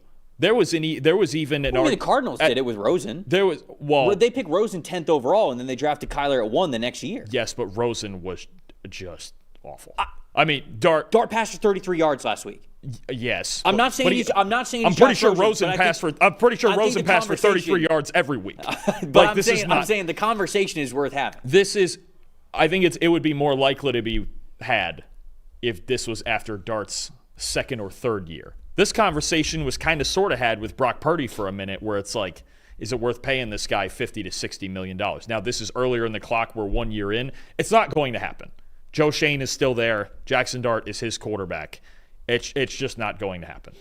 And I don't think they would get some significant enough trade value that they're going to do it and reset again. Because that's still, despite Jackson Dart not being great this year, he's showing flashes, you're still putting this team, this franchise, through another reset. They're not doing it. I get the argument. I don't know if it's a reset if you think the quarterback's good, though. Right? Kind of. Maybe. I mean, you did mention a good number of veterans in that list of players you mentioned too, and there's only so much of a window. NFL rosters turn over quick, man. And they got. No, but that's why you gotta. They still need to draft well on the O-line at corner. They need one more receiver. They got to figure out what the hell's wrong with this defensive line. I think it's much more likely that they would trade down from number one, acquire assets that are not only in 2026 but also in 2027, and feel like, okay, we're giving Jackson Dart a full another year to figure it out, try to stay healthy, play really well, and go for quarterback in 2027. I think that that's the most likely path that we will get here. I do think that it's worth the conversation. By the way, I just looked it up because I just wanted to know, because I thought it would be funny. 87 passing yards is the lowest that Josh Rosen ever had. Okay. 87. Oh, okay. 87. Well, hey, it's 54 more yards. It is. It's good math. Anyways, you took the Raiders. Yes. I'll take the Giants. It's fine. Eagles and the Bills, Sunday afternoon game. You're going to trade the man right after a win. Jeez. No, I'm only taking them because I have to. Oh, okay. I wouldn't feel good about any of this. You're scratching and clawing. I wouldn't feel good about any of this. Talk to me about the Bills, what they need to do. This is a sneaky big matchup here with the Philadelphia Eagles and the Buffalo Bills. Absolutely. When you talk about especially the Bills trying to stay in this division race with New England trying to stay in the AFC East race, the Eagles, not as much. It seems like through all the tiebreakers and things, they are most likely locked into the 3 seed in the NFC, but still a fun game to watch between two really good teams. And I kind of wanted to go back on something you were talking about on yesterday's show about Jordan Davis and his impact in run defense and how much that's going to matter against this Bills team that runs the football downhill so well with this offensive line, with these tight ends. They always have multiple tight ends on the field. James Cook just ran all over the Cleveland Browns, as he's been doing to most teams this year. How about this? The Eagles' run defense, all right, with Jordan Davis on the field. 69.9 run defense grade, 3.8 yards per designed rush allowed. When Jordan Davis is not on the field, that grade goes all the way down to 55.4, almost a 15-point drop, and 4.2 yards per design carry. Now, the difference in yards per carry there might not sound huge, 3.8 to 4.2, but that's the difference between being roughly 6th best in the NFL to being 22nd in the NFL. So across the whole span, that's a lot when you talk about a big sample size, over the whole course of a season. We talked about how Jordan Davis in the middle there plays a big factor in freeing up these linebackers, occupying double teams, which will be big against these duo run schemes that the Bills run, with all double teams on the inside, right on him, on Moro Ajomo. If Jalen Carter is healthy enough to play him as well, he's really the glue guy in run defense on that defensive line. They've been doing a better job holding down the edge as well ever since they traded for Jalen Phillips, but that is going to be a big factor, and how Jordan Davis handles himself on the inside and frees up Zach Bond. And not sure if Nakobe Dean is going to play. He got hurt this past week, and Jahad Campbell came in and played well, as he has done when he has had starting opportunities this year. But I think that is a big factor, right? The Eagles' first goal in this game is going to be to stop the run. So that's something I really just wanted to expand on, because I wanted to dig into the numbers on your talking point about Jordan Davis and just how good he is in run defense, and it makes a huge impact on the entire team. It's the same story on the Eagles side of things. We've talked about how they have really needed to become more explosive, get back to those explosive ways on the ground, where they've really had a lot of success over the last couple of years. Last week, they were able to do that. 24 carries, 132 rushing yards, 3 rushes of 10 or more yards, 5 missed tackles forced on those explosive runs. And when you look at the matchup against the Buffalo Bills this season, the Bills have the 5th lowest run defense grade as a team, and they have the 2nd worst EPA per rush allowed as a team, behind only the team that we just talked about, the New York Giants. So this is another matchup where the Eagles should be able to run the ball against this Bills team. And I kind of think that we should get the best version of both of these teams here, and I think this is going to be a really fun game. You got the Bills 31-28.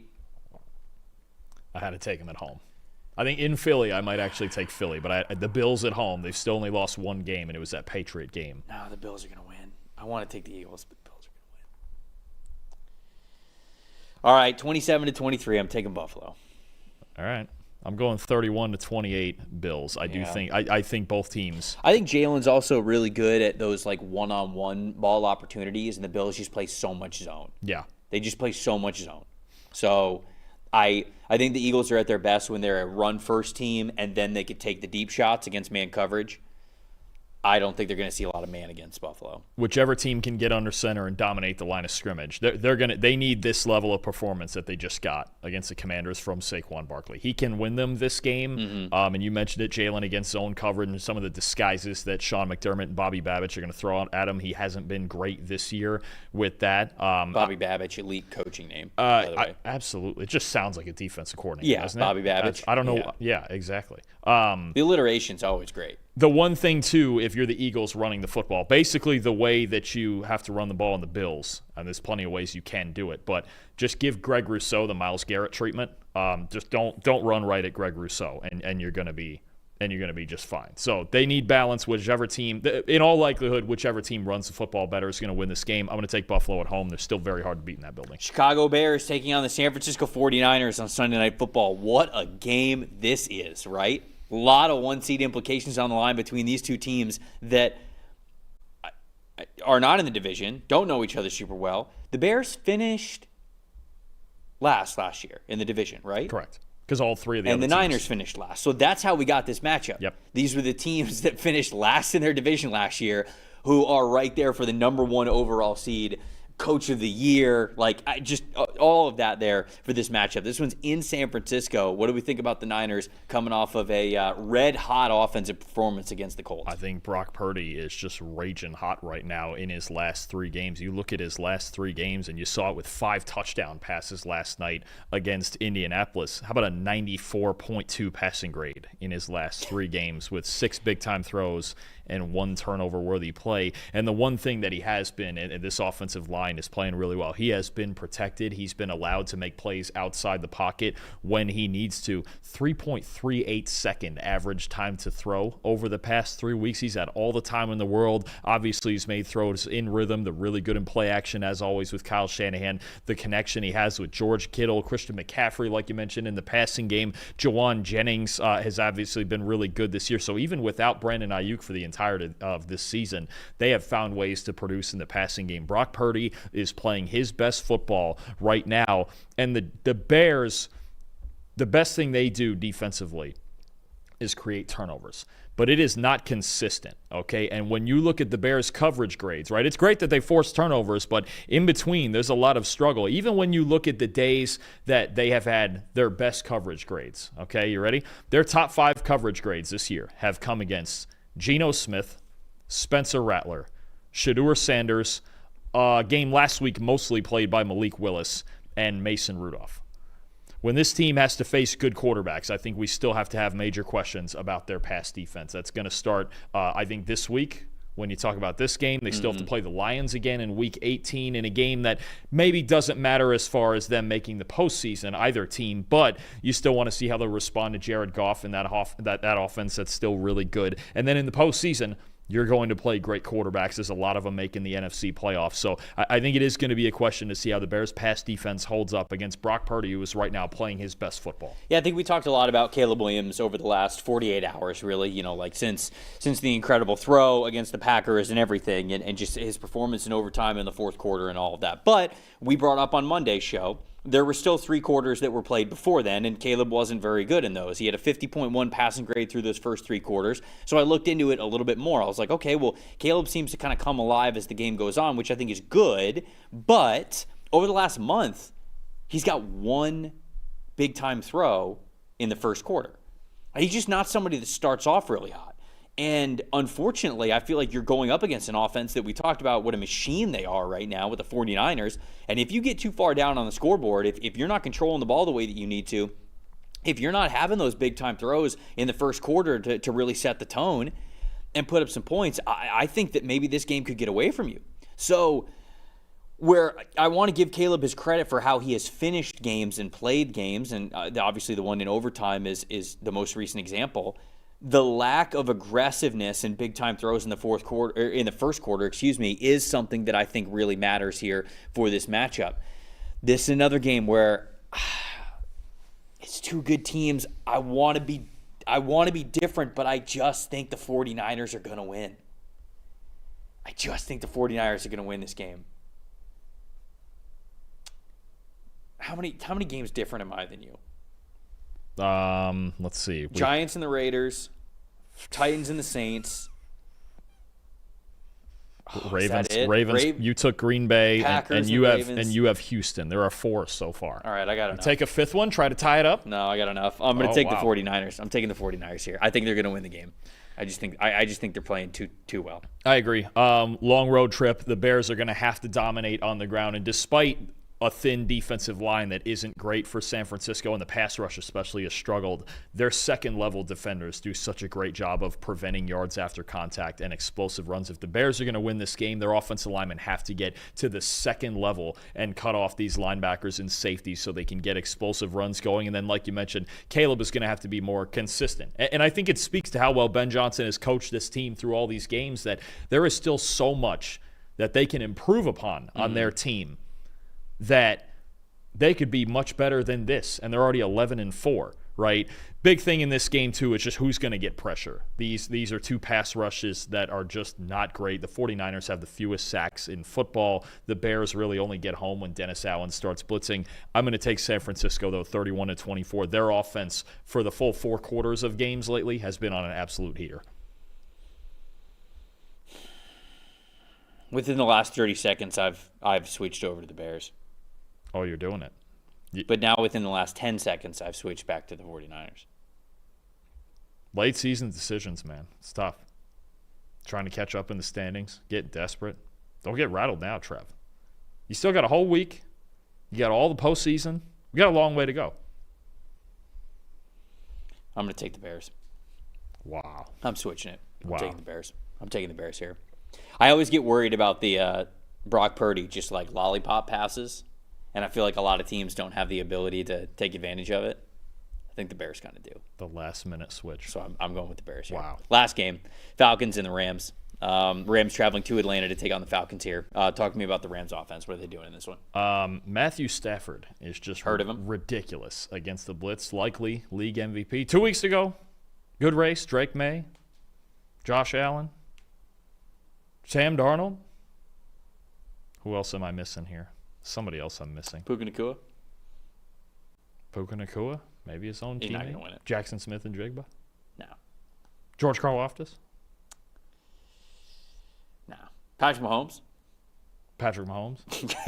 We see how terrible the Chiefs are without him. Justin Herbert?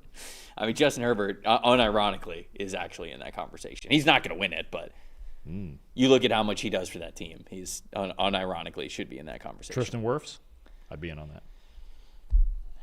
Onward, Matthew Stafford against the blitz. The Atlanta Falcons and Jeff Ulbrich, they blitz at the second highest rate in the NFL. That should say Falcons. I got the wrong Monday Night Football team in there because we're doing an early show, and that's how it works. The 49ers have one of the lowest blitz rates in the league. That is actually the Atlanta Falcons who have the second highest. But Matt Stafford, look at this, 87.1 passing grade, 26 touchdowns, and 1 interception against the blitz.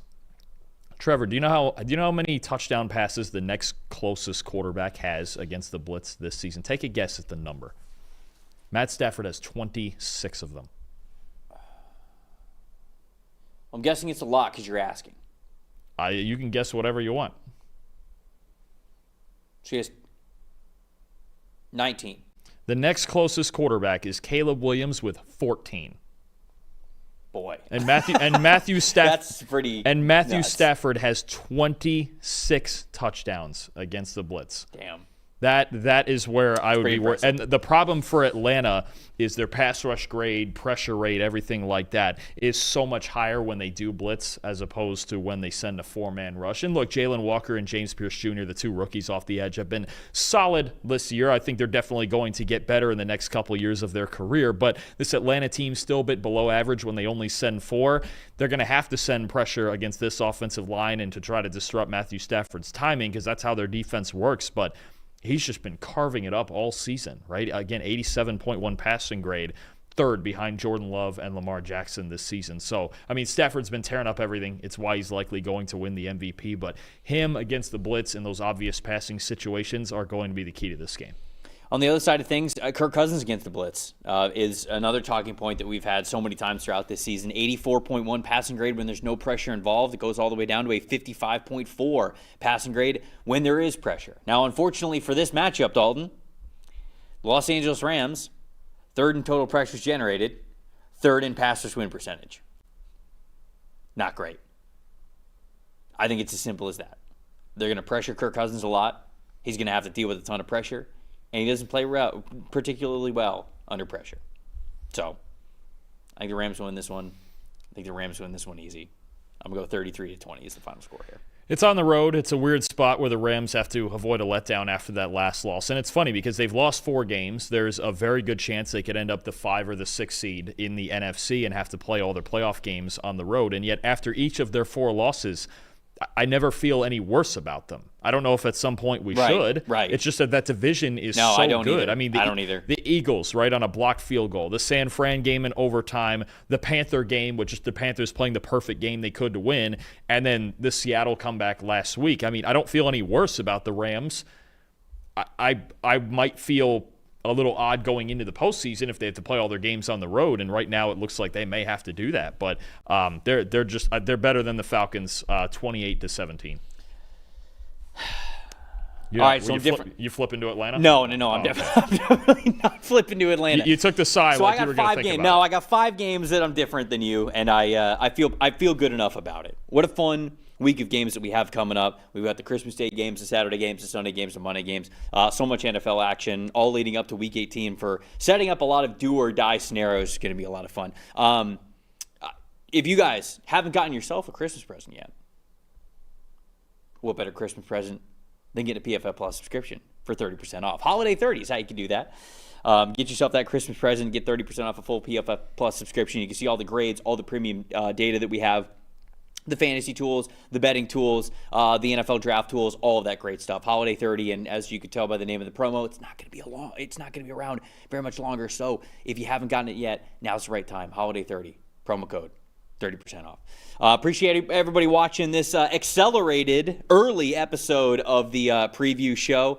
Have a happy holidays to everybody out there who is watching, whether you watch live, whether you're watching after the fact. However you celebrate this holiday week, we hope that it is fantastic for you. For everybody behind the glass producing the show, for Dalton Wasserman, I'm Trevor Sikkema saying thank you guys so much again for watching the PFF NFL show. We will see you guys after the holidays to discuss everything and set up Week 18. We'll see you guys then.